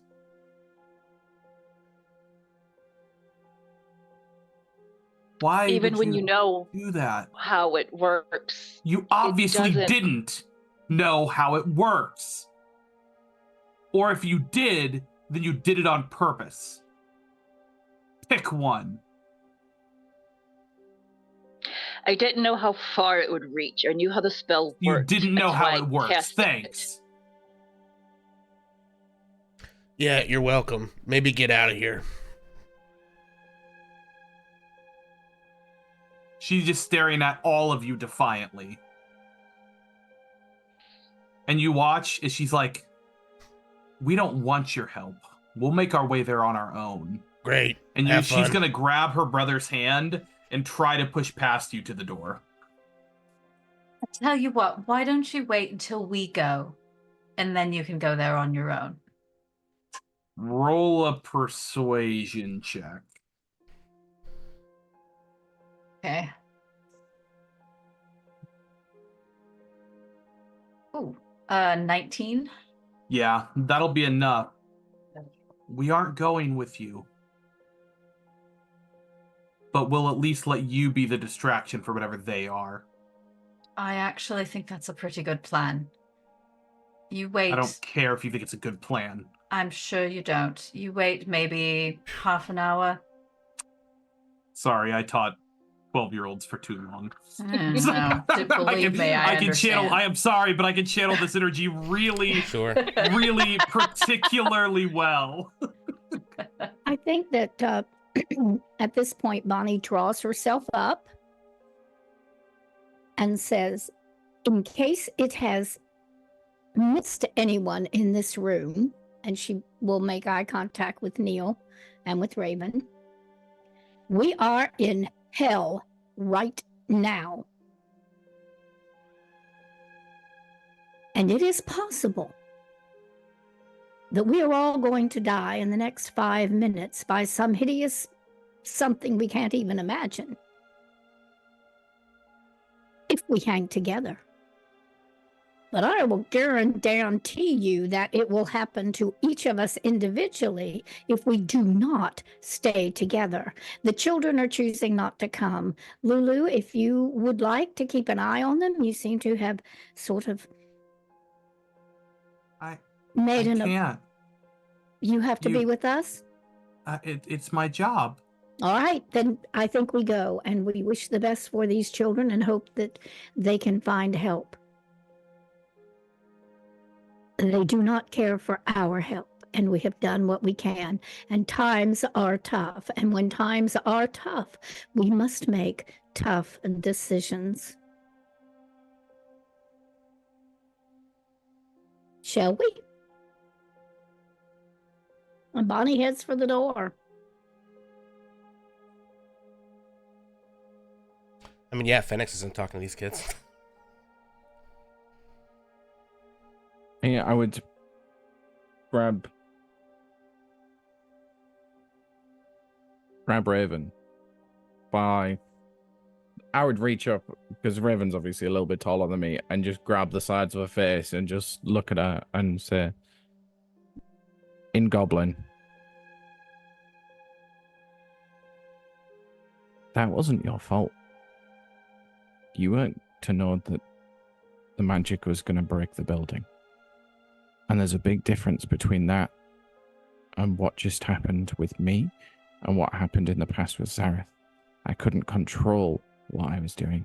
You still have control. It was an accident. And I understand what happened with Phoenix and what happened with Zareth was an accident. But that was because I couldn't control it. Not because I made an error.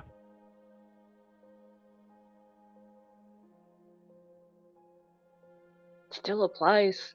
We're traveling with Bonnie and she doesn't even know where her powers come from. I mean, to be honest, I thought it was from me, but I don't think that is the case anymore. You're a very remarkable goblin, but I don't quite think you're patron level yet. I mean, no, obviously, I'm not a god. I mean, I don't think I'd want to be, in all honesty. It's a little bit too complex for me.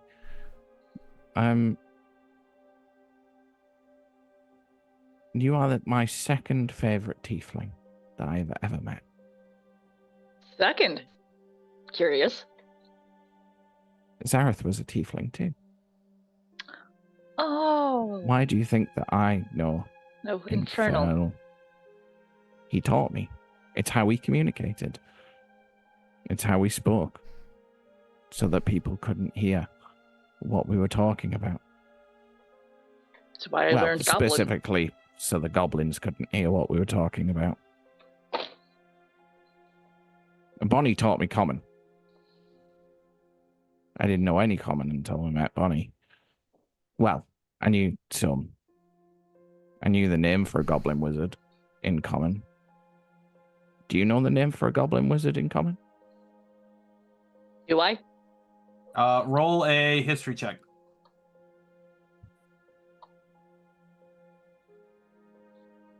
As soon as I find it, where'd it go? There it is. I still can't believe I have a character with a 0 in history. 11. The first for you. 11? You do not. I don't, actually. Well, you actually do. Goblin wizard is called a nilbug.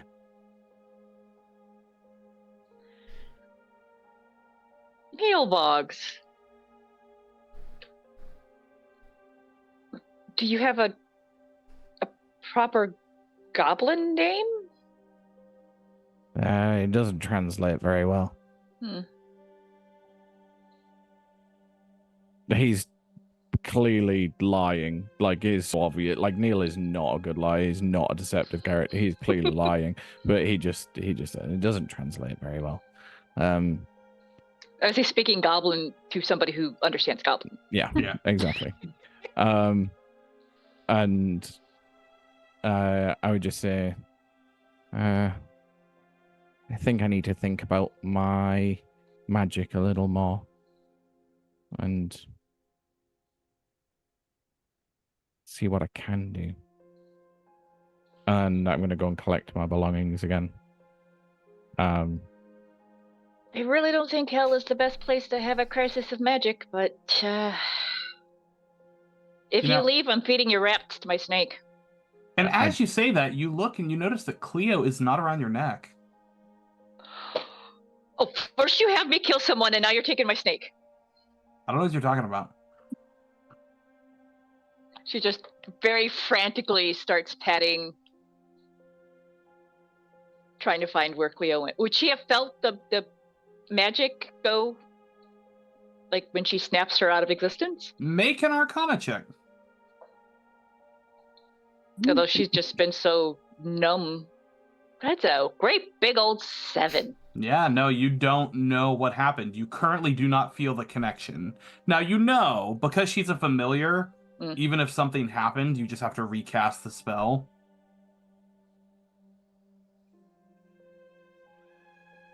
Would I have... no, because this is the first time I'm realizing she's gone. But she was around my neck before we went through the portal, right? Mm-hmm. She's going to start, like, looking as if she's looking for an actual snake. Despite the fact that she knows that she's just not on this plane. Because she's gotten her tail hidden, so she's not frightening the children. She's gotten the hood up, so she's not frightening the children. Her other comfort is Cleo. And she's freaking out because she can't find her snake. And yeah, as you look around, make a perceptigation check.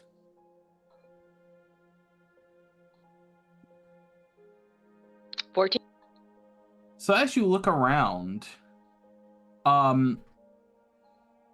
you notice curled up over in a corner looks to be, at first you thought it was like a child, like a goblin child, but as it looks up, it's very clearly an imp, a green imp,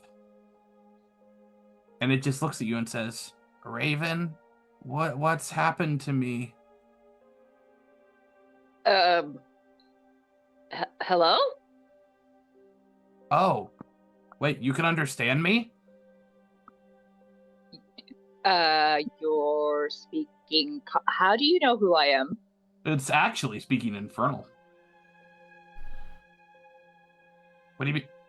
How do I know? What are you talking about? How do I know who you are? You've got that little mole in the back of your neck? I try not to slither over it. Excuse me?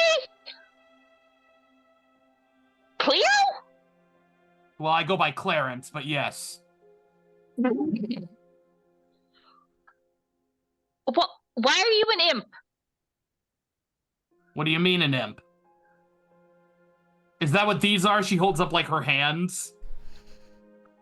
Or his hands. Their gender identity's a little confusing. I can't turn you into anything but animals. Does anybody know if an imp is an animal? Neil, you would know it is not. No. That's definitely not an animal. She kind of steps so everybody... Somebody want to explain why my familiar is an imp? Make Arcana checks for anyone who wants to try and... I was going to say it, because I have the Find Familiar spell as well, so... Yeah, Phoenix is not making that check. That's a 16. Funny, I had a rolled a nat 19. 20. Bonnie got a 4. Oh, nice. Temperance, what did you say you got? 19. 19, okay. Neil, you start to experiment a little bit. As your magic has gone wonky, you have Mage Hand, right? Yes. So you can... You do, I? I'm pretty sure you do. Yes, I do, yeah. So you just, like, start casting a bunch of random spells, not at anybody, nothing that would affect someone else, so you can do it safely. And most of them seem normal, but when you cast Mage Hand, instead of the little goblin hand that usually walks around, you see an enormous devil's claw that appears. And then you try to cast Message, and it works. But as you cast Message at Bonnie, you hear whispers in the background. Bonnie hears them too. Thank you. Oh, was that you, Neil? And in Temperance, you're doing much of the same thing. And what you're seeing is that a lot of your magic is having warped effects because of hell. And it seems like casting to grant yourself a servant grants you the type of servant that you would get here.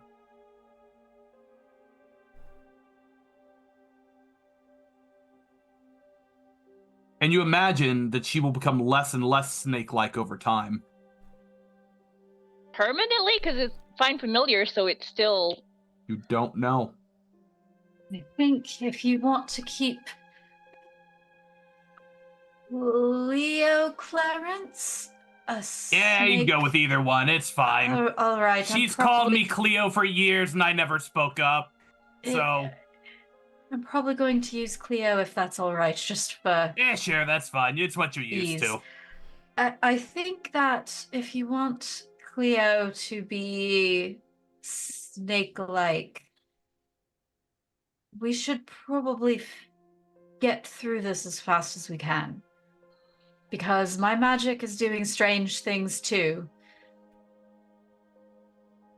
I've just had an idea. Oh, what kind of idea? Raven, do you still have the incense and things and your brazier for your fine familiar? Yes, you do. Yes.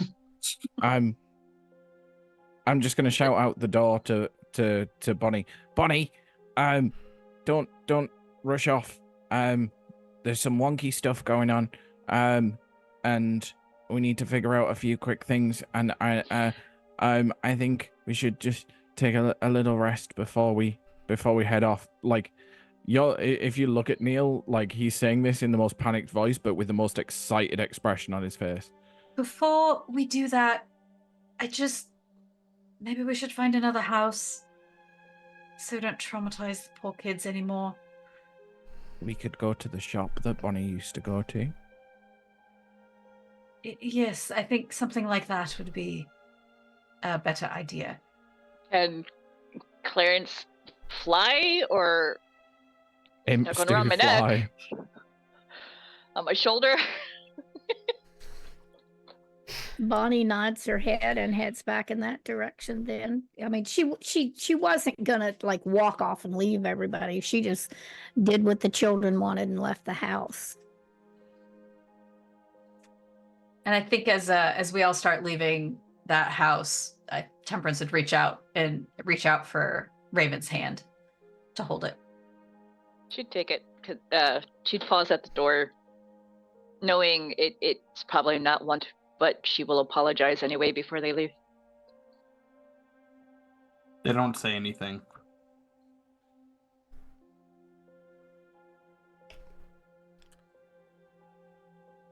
I think I would probably try and catch up to Bonnie as well as we're walking. Yeah, it's not hard to do. You do so very quickly. Probably having seen Temperance grab Raven's hand, Neil's like totally clued up that he should do exactly the same thing. So he's gonna like just reach out to grab Bonnie's hand. Whose hand is Phoenix gonna hold then? His sword, and I guess also his shield that talks to him. Yeah. And you know what? It's ironically, as the shield, the shield has been kind of grumbling occasionally, been like, I hate this damn place. I thought that Oh my god. Tenacious If has our just said that magic- sticky hand. And our magic items are wonky. What is Phoenix's drug producing? Oh no. I haven't tried yet. Guess we'll find out. We've had other things on our mind. We'll find out tonight. If we survive long enough. And if there's night here. There's probably not.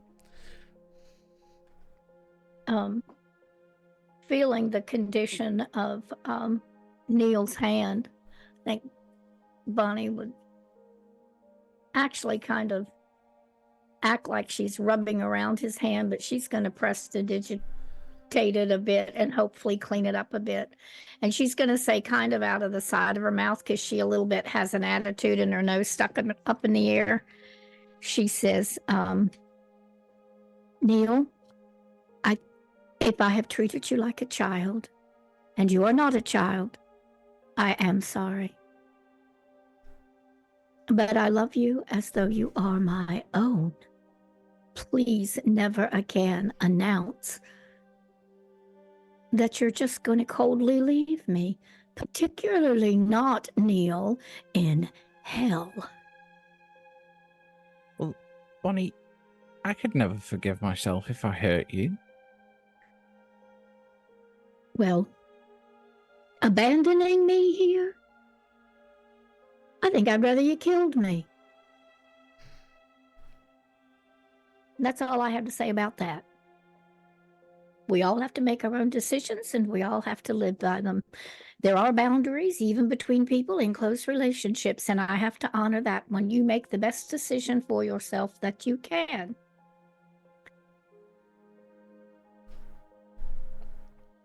I guess you're only the second person that's ever actually cared for me, and I'm still learning. I'm sorry. It's all right.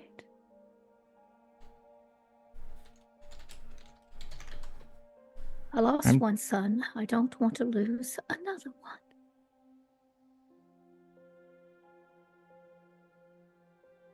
I'm gonna figure out some things to see what I can do that is more helpful. Well, let's get to this place then and see if it's in enough shape that we can have a bit of a respite there. We don't know what we're going to find there. It was a shop when I was last there. And you get there pretty quickly. It's not even a full block away, so not even a minute later, you kind of go in. The ruins aren't great. It's probably not going to be safe to stay there for too long, but if you're just hanging out for a few minutes to an hour, you think you should be okay. Once we get there, if people settle down, Neil is just immediately just going to run over and start rifling through Raven's backpack to try and find incense and a breeze. Yeah. What else does everybody dives do? in there? Yeah. Well, Bonnie's going to look around the shop and see if there's any string or yarn there. Perceptigation check. I think Temperance would be trying out different spells, at least the cantrips, like what looks different and what looks the same and how they work and that sort of thing. Bonnie rolled an 11. Okay. You find a little bit of fabric. Some of it's singed. It all smells really bad. But you find a swatch of green, 2 yards of green fabric that is salvageable. Okay, she grabs it.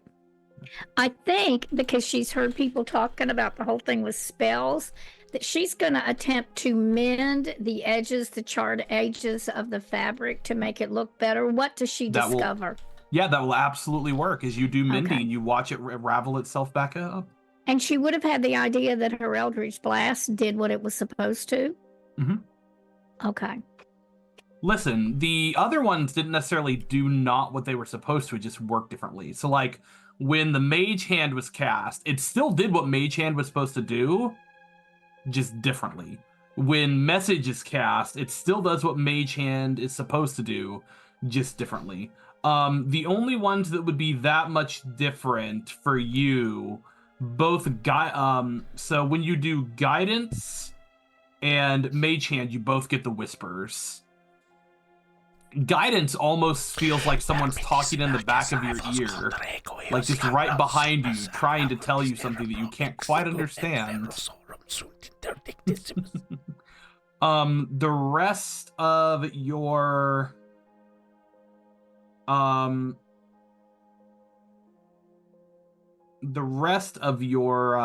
spells should work as normal. Yes, Okay. should work as normal.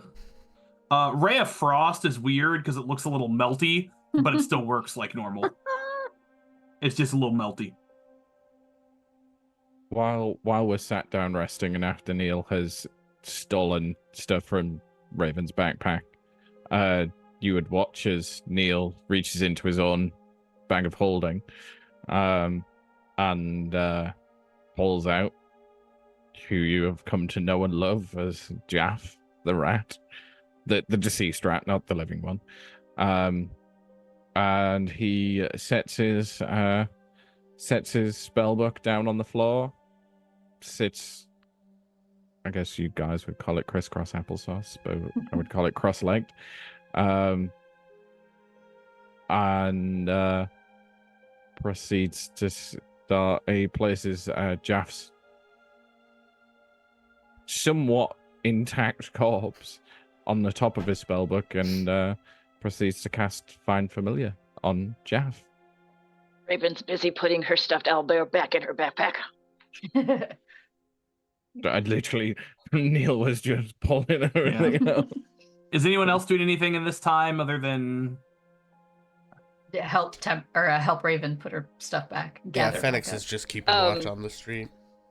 This isn't long rest, right? So I can't rearrange spells. short rest? Okay. Short rest. Yeah. Yeah. And at the end of the hour and 10, if you're doing a ritual, you see Jaff kind of dissolve and then pop back in its place. You see a little creature pop back up about 12 to 15 inches tall and very clearly an imp. Yes, what did you need? You've hired my services. Jaff?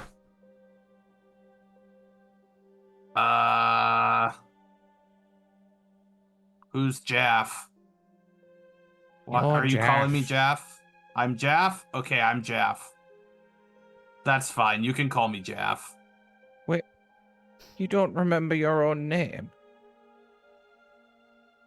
Well, I mean, I remember my name, but it's hell. You don't want to be giving people your name. That could go be bad.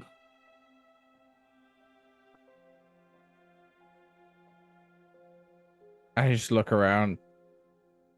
Why did Cleo get to be Cleo, but Jaff doesn't get to be Jaff?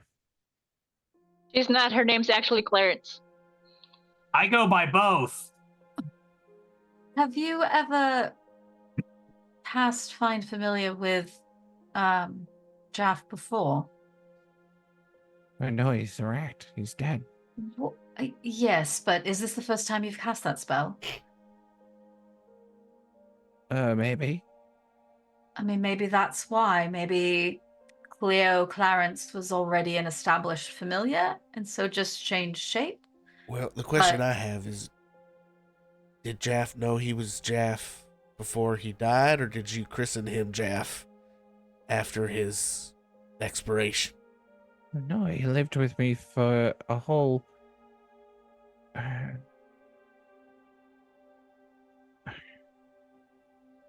8 months.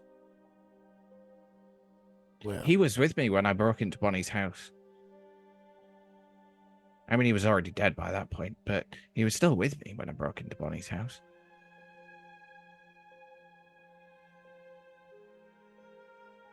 He didn't get to taste the pies, which was a shame because he did really like pie. Well, I could be Jaff for you. You've hired me to come here, so I'll be Jaff. And he gives 2 big thumbs up. As I take the little leash that was remaining on Jaff. And as you do, you actually notice that it didn't disappear. Jaff is still there.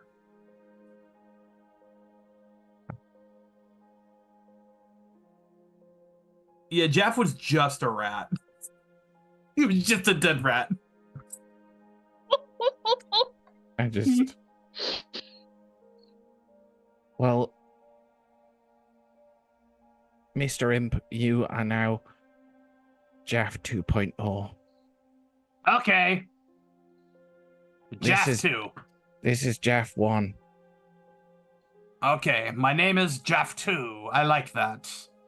you could call him J2 for short. Yeah, sure. Yeah, you can call me whatever. Well, anyway, nice to meet you. I'm Jaff 2. Used to work for Mephistopheles. He was a dick. Would any of us know that name? Religion check. That's an 8. I got a 5. I'm too confused right now. Once again, Phoenix coming in with an 18 on the absolutely unlikely check. So, Raven also got an 18. okay. So for I actually So have a did good one. Bonnie. Yeah. Body, it makes sense. I'm gonna go for Phoenix. There was this really annoying guy at the bar who just like you have the edgy kids who are obsessed with like serial killers. Yeah. You had the edgy guy who was obsessed with all of the Archdukes of Hell, and so he info dumped it on you, and you've somehow retained that. Yeah, I think Phoenix, like, his eyes glaze over and he stares off into the distance and he just hears, well, So, actually, you see, Mephistopheles is the Lord of the is Fifth one of layer of the hell. one of the Archdukes of Hell, one of the more powerful ones actually, usually considered second only to Asmodeus himself. He's known for his collection of knowledge.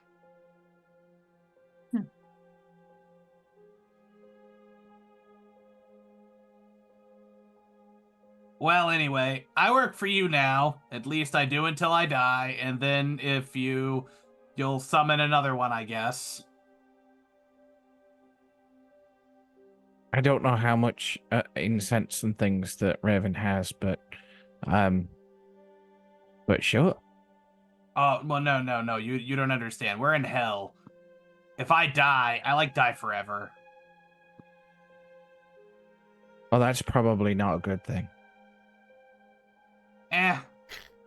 Better than being sent to the front lines of the Blood War. God, I'd really love to avoid Avernus. That place sounds terrible. I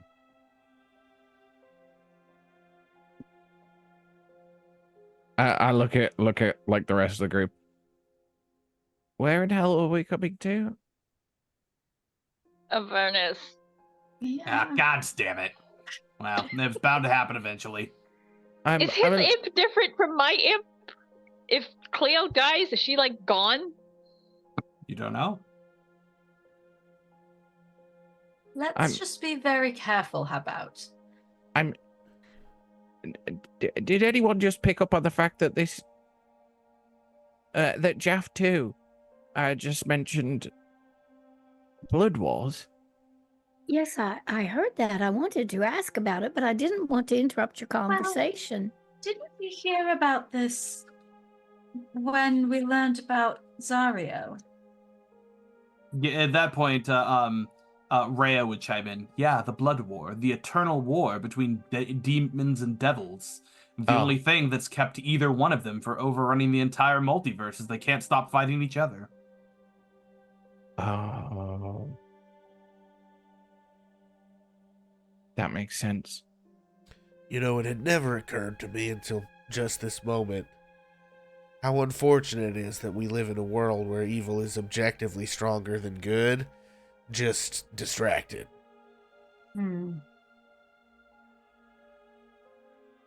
It's fair. And he would look at you and go, unfortunate? I guess it is unfortunate. We're so distracted. We could do so much. The damn demons just can't get their act together. Well, I think you're working for Neil now, so... I mean, yeah. So yes, Jaff 2, it is unfortunate. No, I'll do what you tell me, but you can't make me think or believe stuff. That ain't how that works. Oh. Like, don't get me wrong. If you tell me to do something, I'll do it. I'll just gripe and complain the entire time. So if I told you to go and walk over to that side of the room and walk He literally back, walks over to that side of the room as you say it. well, it feels a little bit mean. Would you like a turkey You should have heard my sandwich? last master. He tortured me for fun. Would you like a turkey sandwich? What's turkey? I'm not quite sure, but they're quite tasty. Well, in some instances they are, Neil dear. But while you were having that short vacation, we discovered that they all taste rather dreadful down here. Nah, I'm good. I don't have to eat. I feed off the energy of the plane. As long as souls are being sucked into Avernus, I am completely satisfied. Oh, dear. Or into hell, not just Avernus. Disturbing. Oh,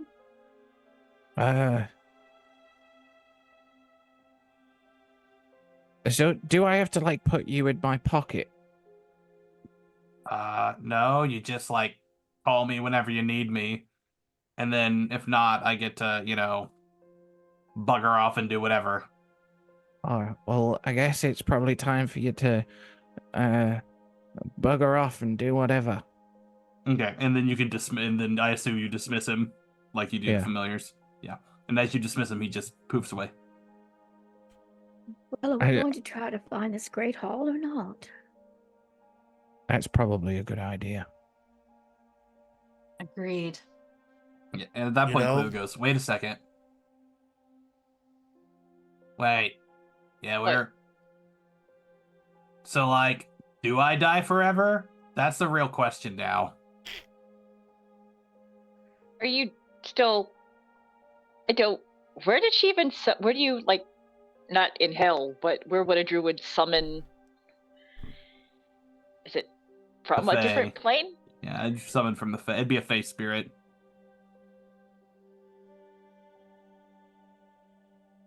Do I know if I dismissed her, if she would just go back to that particular plane? You do know whenever you dismiss them into a demi-plane, where they are certainly safe. They cannot be attacked or harmed while they're in the demi-plane. Then I am going to chin scratchies, and then they go, oh wow, why does that tickle? That never tickled before. And then they disappear.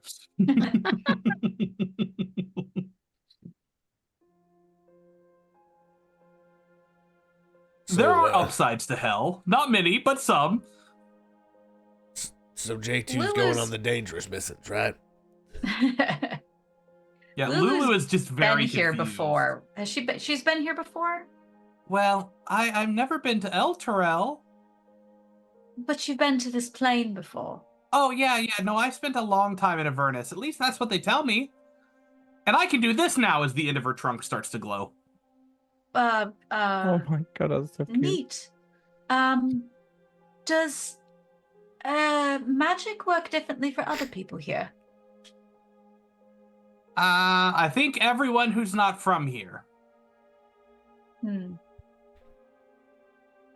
But, like, if you're from here, that's how it's supposed to work. But that sounds more of a thing about, like, our perceptions of reality versus reality. What's supposed to happen is just a indication of what we believe. And then she smiles. What if your ancestry is from here? I don't know. Mine's not.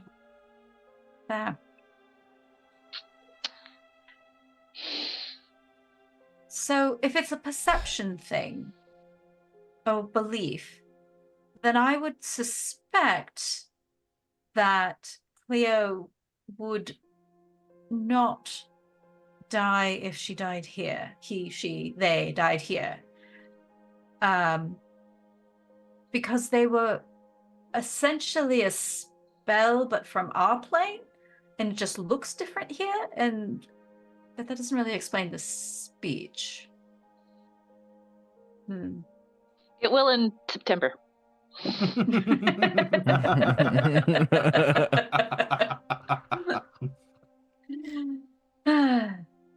I don't know. I don't know enough about magic. I barely know anything about my own. Hell is mean. Yeah. But we should probably go. Yeah. Yes, I don't think it's too safe here. No offense, Miss Bonnie, but you said this was your city. I don't know how you lived here when it was this dangerous. Well, it wasn't this dangerous when it was above ground. Oh, really? Well, that's good. Yeah, well, I guess you've it's not been good, to 'cause it is cities in the now. prime material plane before, right? What? No. You've been... Okay, but I've been to Traxagor's Tower. Okay. So imagine it was kind of like Traxagor's Towers, but less magical and more people and more widespread, but without the fire or the devils, but with like And normal not in animals the and weather. sky, it's like on the ground. Well, the only place I've been to where a bunch of people lived was I was in Silvira's study in Candlekeep for a little while, but I didn't leave. I just stayed in her room. Okay, it's kind of. Like, you saw, like, normal people coming and going, sort of. When she had meetings. So it's like a whole city full of that, Oh. basically. Well, that's nice. Well, anyway. I mean, certainly And then she compared to literally this. just kind of drifts out the door. Let's go, guys! I agree. Let's go, kiddos. Yeah. You're gonna have to give us directions, Bunny. Well, there's only 2 bridges, and I think the southern one to us is the closest one, and we should head there. It's quite a walk, but we should go. Guys, make your way back out into the wasteland that is the former or current city of Elturel. And Temperance, let's have you roll me a d10. Oh, lovely.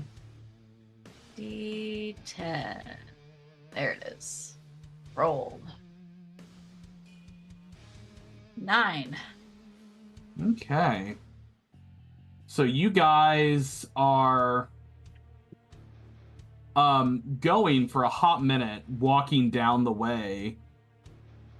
And this is when you see the first creature that you've seen in a while. It's pretty large, probably 12 to 15 foot tall. It looks kind of hawk-like, with a very long neck, enormous claws, and 2 huge wings. And it is sitting on top of a building, and it's literally just sitting there like this. Has it spotted us? You can't tell. Does it look like something from hell? Religion check. So good at those. Anyone can try to make it. Oh, 18. Yeah, so you would not only recognize that this is a demon, but you would recognize that it is what they call a vrock, V-R-O-C-K, which are a bird-like demon. You would also recognize that this one is acting very strangely. Because, like, usually they're just murder bots that just, like, fly around and try to murder things. So the fact that it's stopping at all is weird.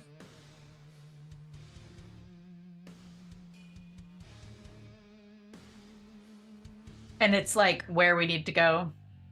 You have to walk past it. You don't have to walk like. So it's on top of a building, and you have to walk past that building. You don't have to like do anything though necessarily. Do we want to try to sneak by? Or should we just walk by and ignore it? It is acting weird. I mean, I think at least attempting to sneak makes sense. Pass without a trace. Yeah, stealth checks for anyone who's trying to sneak. Alright, apologies in advance to everyone for Phoenix's disadvantage. Oh, that's right. It's a 21. Pass without a trace adds 10. So 31, 29. 20 even for me. Oh my god. 20 even. With disadvantage, Phoenix is at a 19. Wow. You mean a 29? Oh yeah, 29. Woo! Okay. Yeah, all of you are easily able to succeed, and you sneak by it without incident. Do you care if I flavor this just a smidge? Please feel free. I think Phoenix, listening carefully, if I understand correctly, the city is like chained to in the sky, kind of, right? And like I'm assuming that there's a little bit of like some of the sound of like grinding metal and stuff. And so I think Phoenix is Lots trying of to that like sound, time actually. his like movements to sort of sound like grinding metal, so that the Yeah. of his armor is It sort is of surprisingly background effective, noise. right? Love It's it. the only time that So has good. ever worked. I love it. I'm here for it. Okay. All right. So that's okay. We get to now roll for the next encounter. Let's have Neil roll me a d10. Indeed. Reroll if you get a 9. That would be a 7. A 7. Okay. What's the shiver? All of you hear a clip clop, clip clop, clip clop, clip clop, clip clop. And then all of you in your heads, you hear Lulu say, "Quick, get down! Get down! Get down now! Hide!" Try it. A stealth check. We'll use the same ones from before, as long as Okay. that's what you're doing. Okay, Well, I got a Bonnie hits the 22 ground. on you. Yep. Temperance will dive behind a building or in an alleyway if there's one nearby. Okay. Mhm. Yeah. Okay. So as long as you're hiding, I'll let you go ahead and take that check. And that's when you see this creature riding down the street.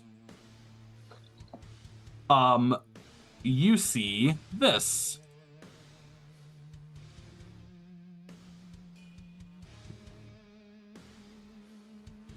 This large figure on Ooh, what looks to be a Scary horse guy. with a fire red mane charging down the road at a truly impossible speed.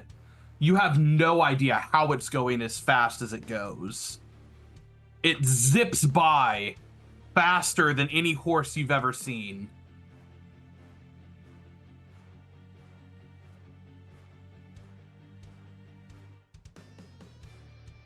Is it headed in the direction that we're going? It is, yeah. Fantastic. Yeah, again, if you want to roll a religion check, you can try to see if you know what it is. well, 14. 11. 2. oh, I got a nat 20. Beautiful. All right, Nice. Bonnie. You have studied up a little bit about the Hells, and something about these kind of scared you. They are called Narzagons, and I'll update the name of the handout. Scary guy.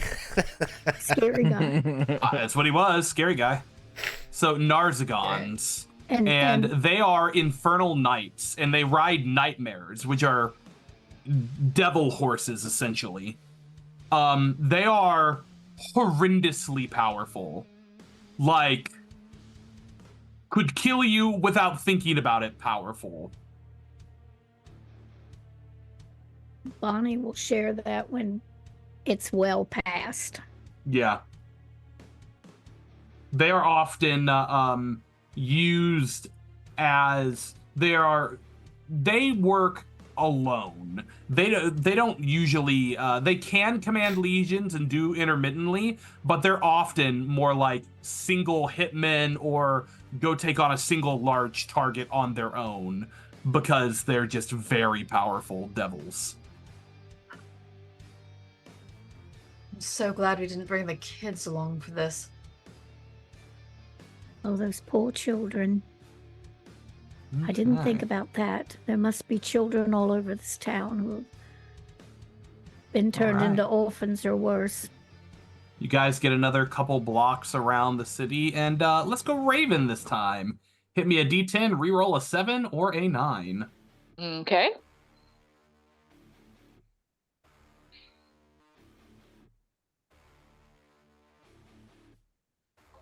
Okay, that's a reroll. Yep. 2. Ooh, excellent. Okay. All of a sudden, you hear, someone go, hey, please, come and help me, help! Let me go ahead and update where your characters are, because you have moved a little bit. You've moved a good bit, actually. Alrighty. We're also still seeing the street scene. I don't know if that's... Yes, that is where I wanted you to be. You're just going to be in a different part of the street. Okay. Can I instead check a yell? You can. It's going to be difficult. You'll have disadvantage.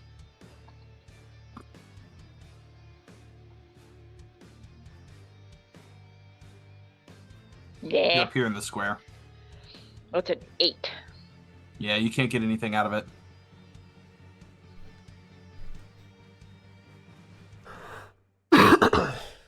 Should we investigate? Where was it coming from? Up ahead. It's in the direction we're going.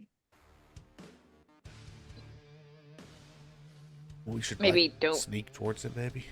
charge in. Just go see what's happening, just in case it's a trap. Hmm.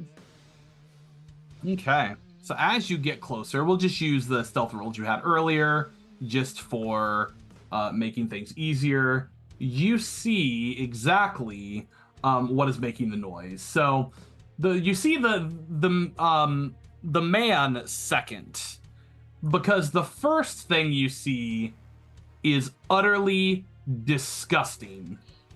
The creature you see is covered with flies.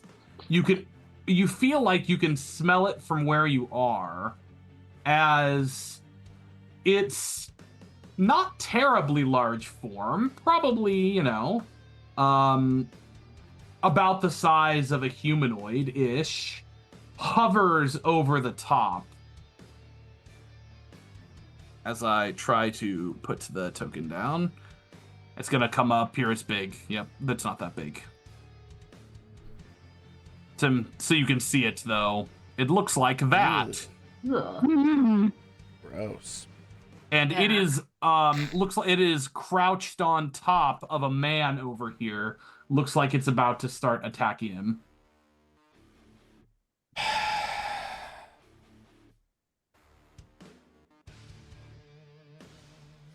I mean, I think Temperance would probably run forward with an Eldritch Blast aimed. Yeah, okay, we're gonna do side initiative here, so any of you who want to act, I'll let you Okay. guys go, then they will go. I mean, yeah, So Fenix is Eldritch Blast. gonna rush Raven's in. just like, what happened to not charging in? There's clearly someone in trouble. I just Hell, thought- everybody's in trouble. You might know something. That. Sure. So do you want me, should I roll? Yeah, feel free. Okay. I've got 2 of them. Fenix is just gonna dash. So 25 for the first one. Hits. For 3 damage. Okay. And 13 for the second one. Will not hit. Okay. I'm gonna hit Phoenix with a protection from good and evil. You got it. I Okay. think Bonnie thinking that the Eldritch Blast worked okay the last time would be running up to get within range to do the same thing again. Roll to hit.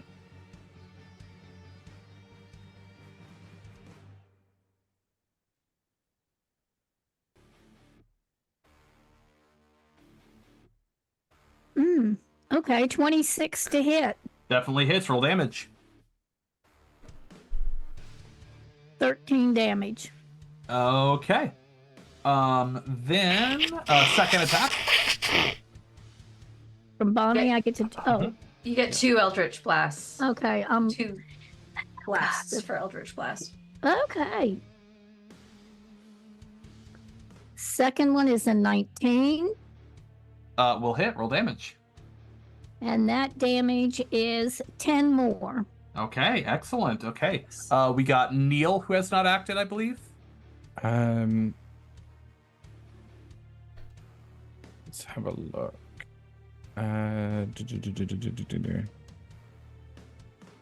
Oh no, not that. Wrong one. No, Cast Kabam. fireball centered on self. Oh, sorry.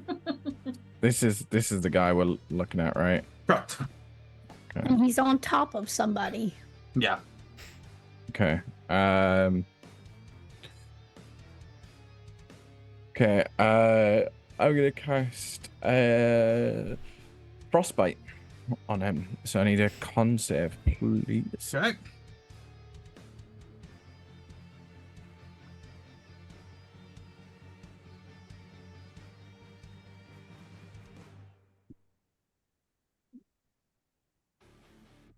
Fail. As fails, that'll be 2d6 of damage. That is Okay. 8 damage. 8 cold It damage. Doesn't and do as much as you would have hoped. disadvantage on the next weapon attack roll it makes before the end of its next turn. You got it. Okay. Okay, anyone else? I mean, I took my action, which was just dashing, so.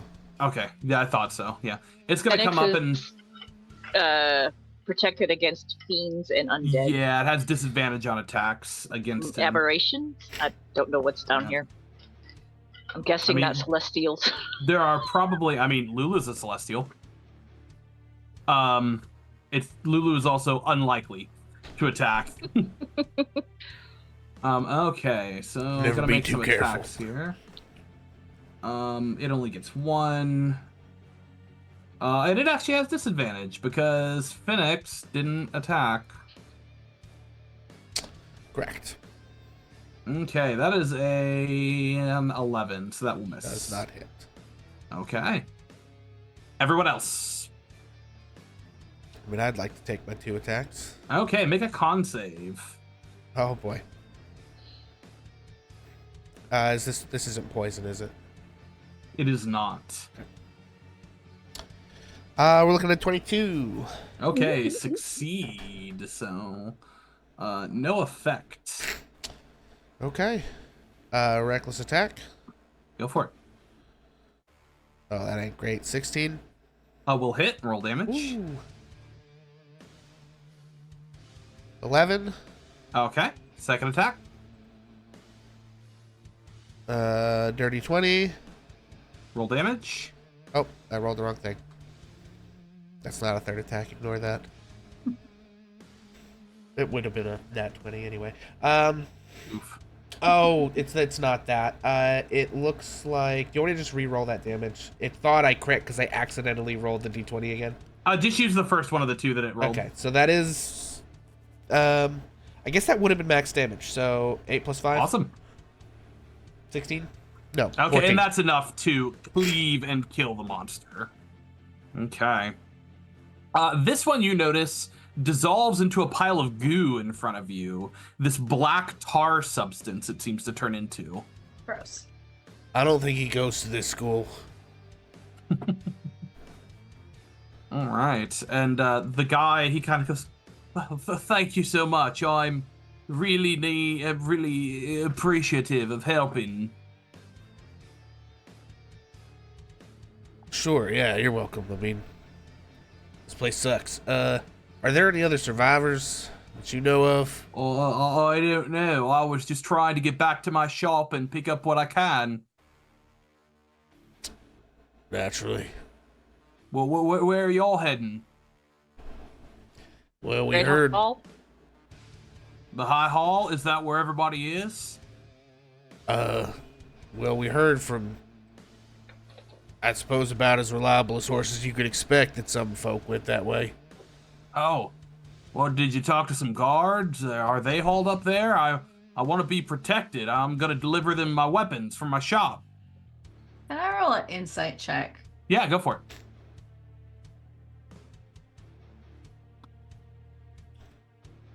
Nine. Okay. Weapons, Bonnie says. Question. I'm a mark? blacksmith. Oh, Did you not know? Where have you been in for the last week or two? Oh, I've been hiding in different places around here. All right.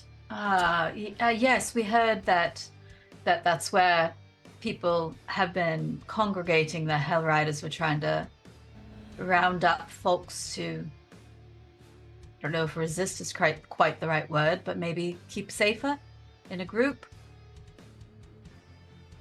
Yeah, but I mean, there's at least a 50-50 shot that backfired horribly and they're all dead, so. Also true. Well, that makes sense. Makes sense. Well, I'm going to go take a look and see if I can find stuff with him. And he kind of nods and then kind of just rushes off. well, it sounds as though some people have survived and been able to hide. Perhaps those children's father will come back. So You know, we left the mother's body just over behind a fence somewhere. Do we see other instances of that as we're traveling along? Are there bodies and things around? You absolutely have seen other corpses. So 100% you have. Okay. Okay. And with what will likely be the last one of the evening, Phoenix, let's get me a D10, and you need to re-roll 9, 7, and 2. Okay. Oh, that's not the right thing. Hang on. About to roll a D100 over here.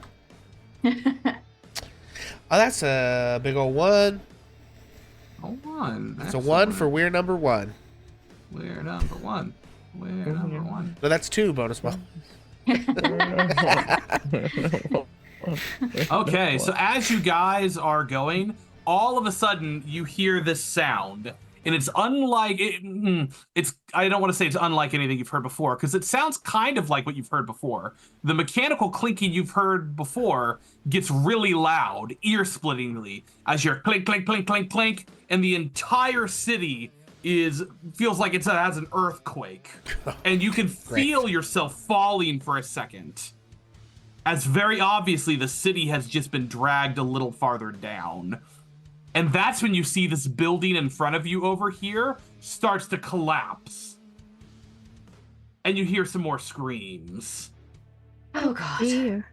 We are still inside initiative. Tell me what you are doing. I'm trying to see if there's anything I can do.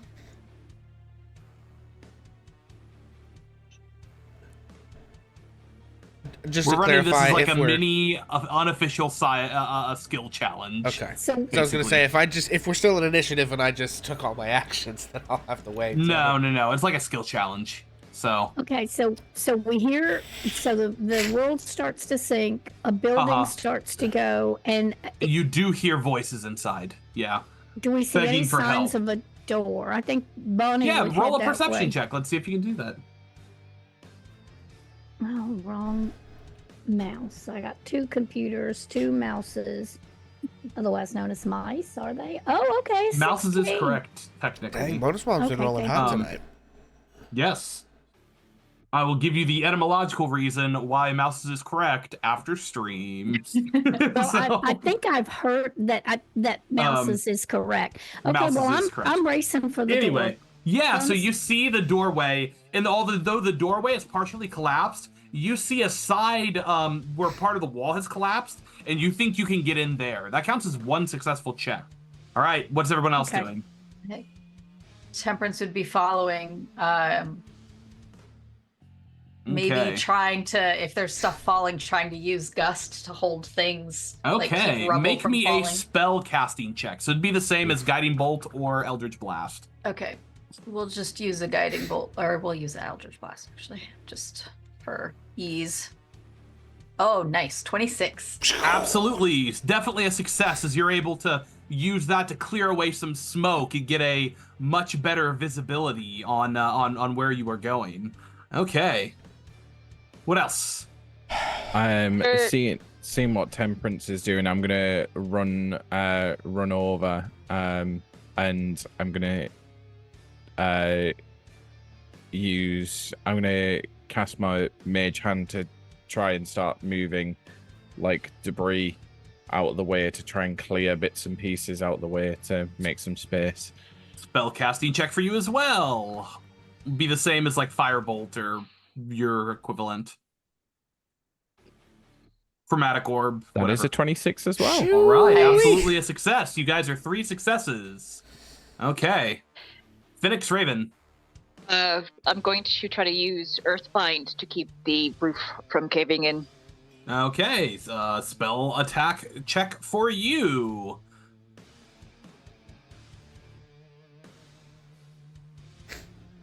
That So it should be the same as like Shillelagh or... okay.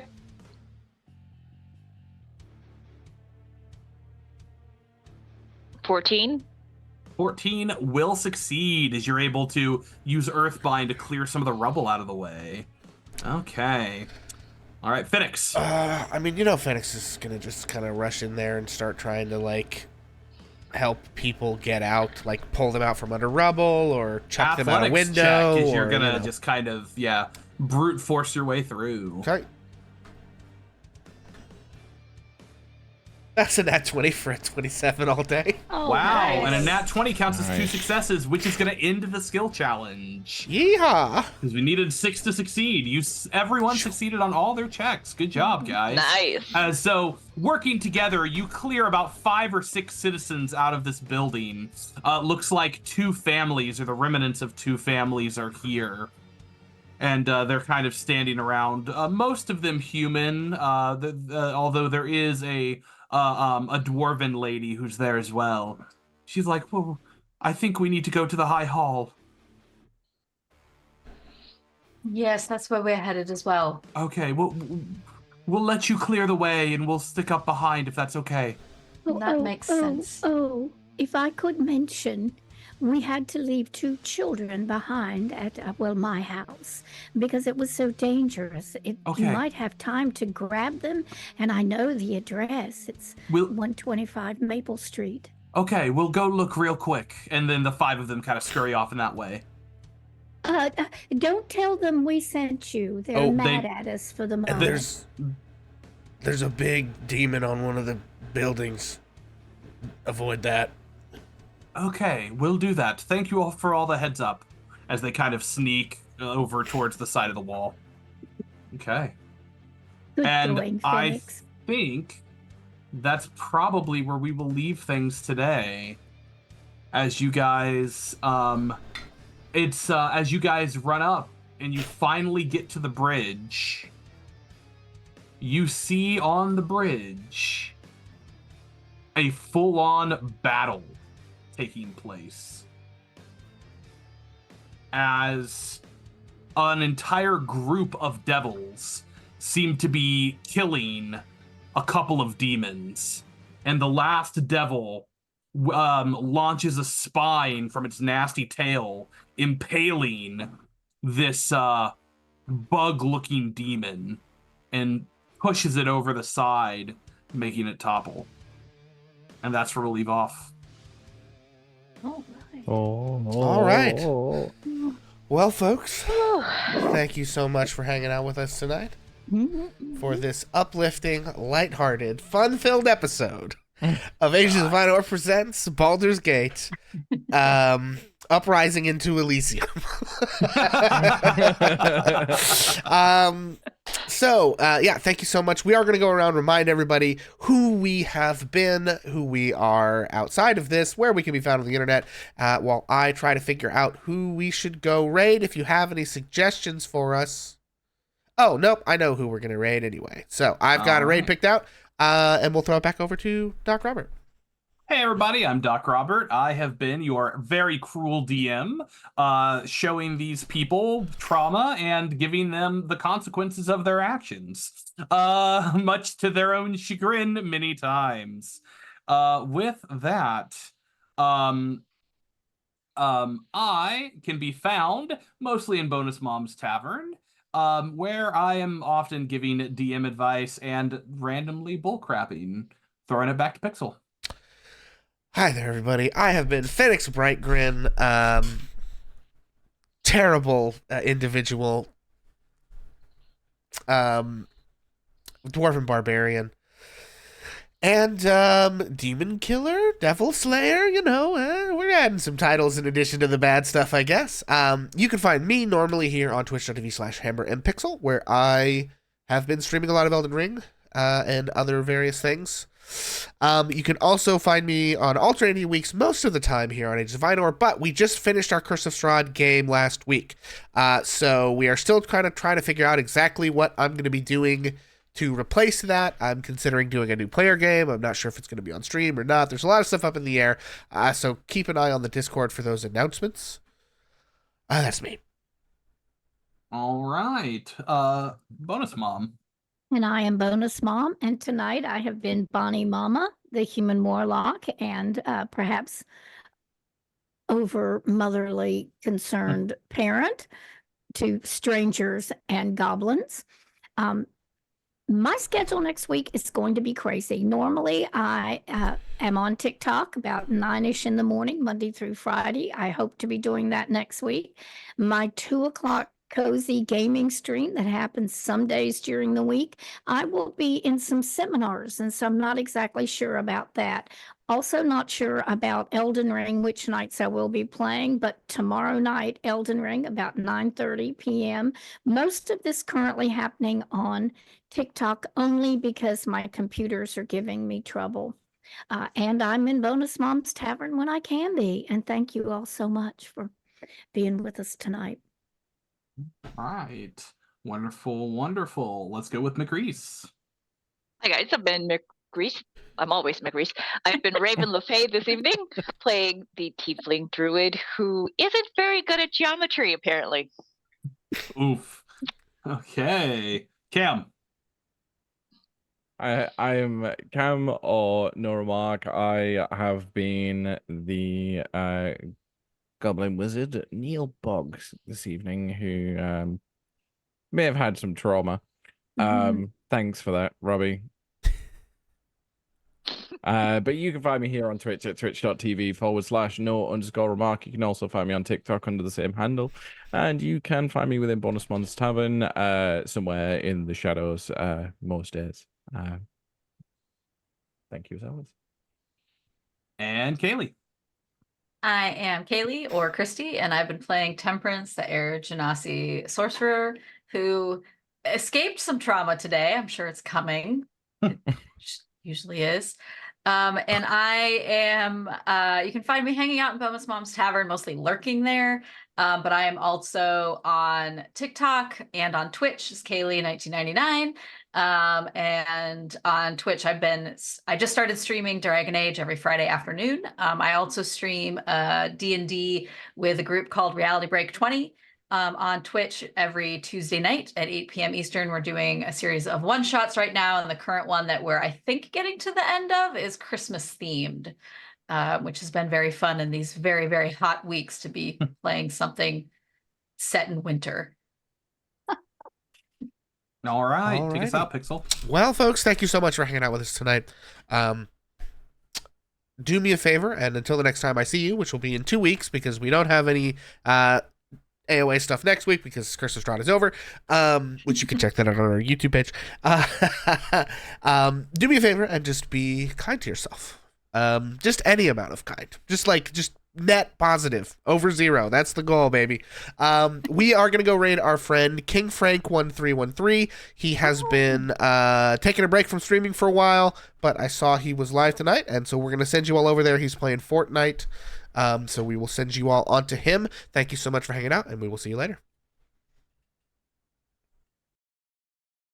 Let me tell a tale of a world where heroes walk among us, fighting through the darkness left by monsters and by selfish men.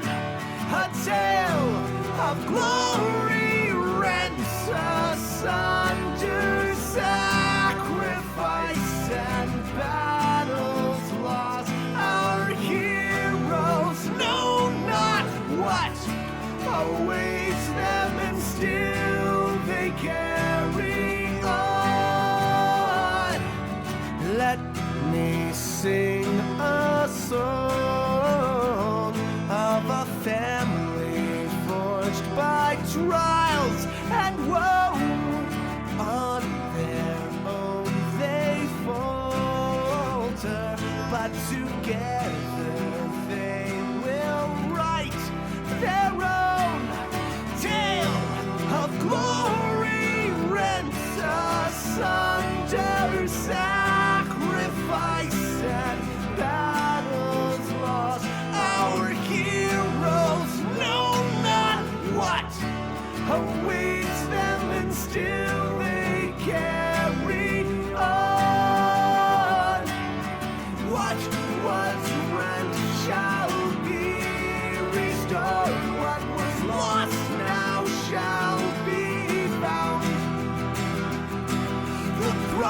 so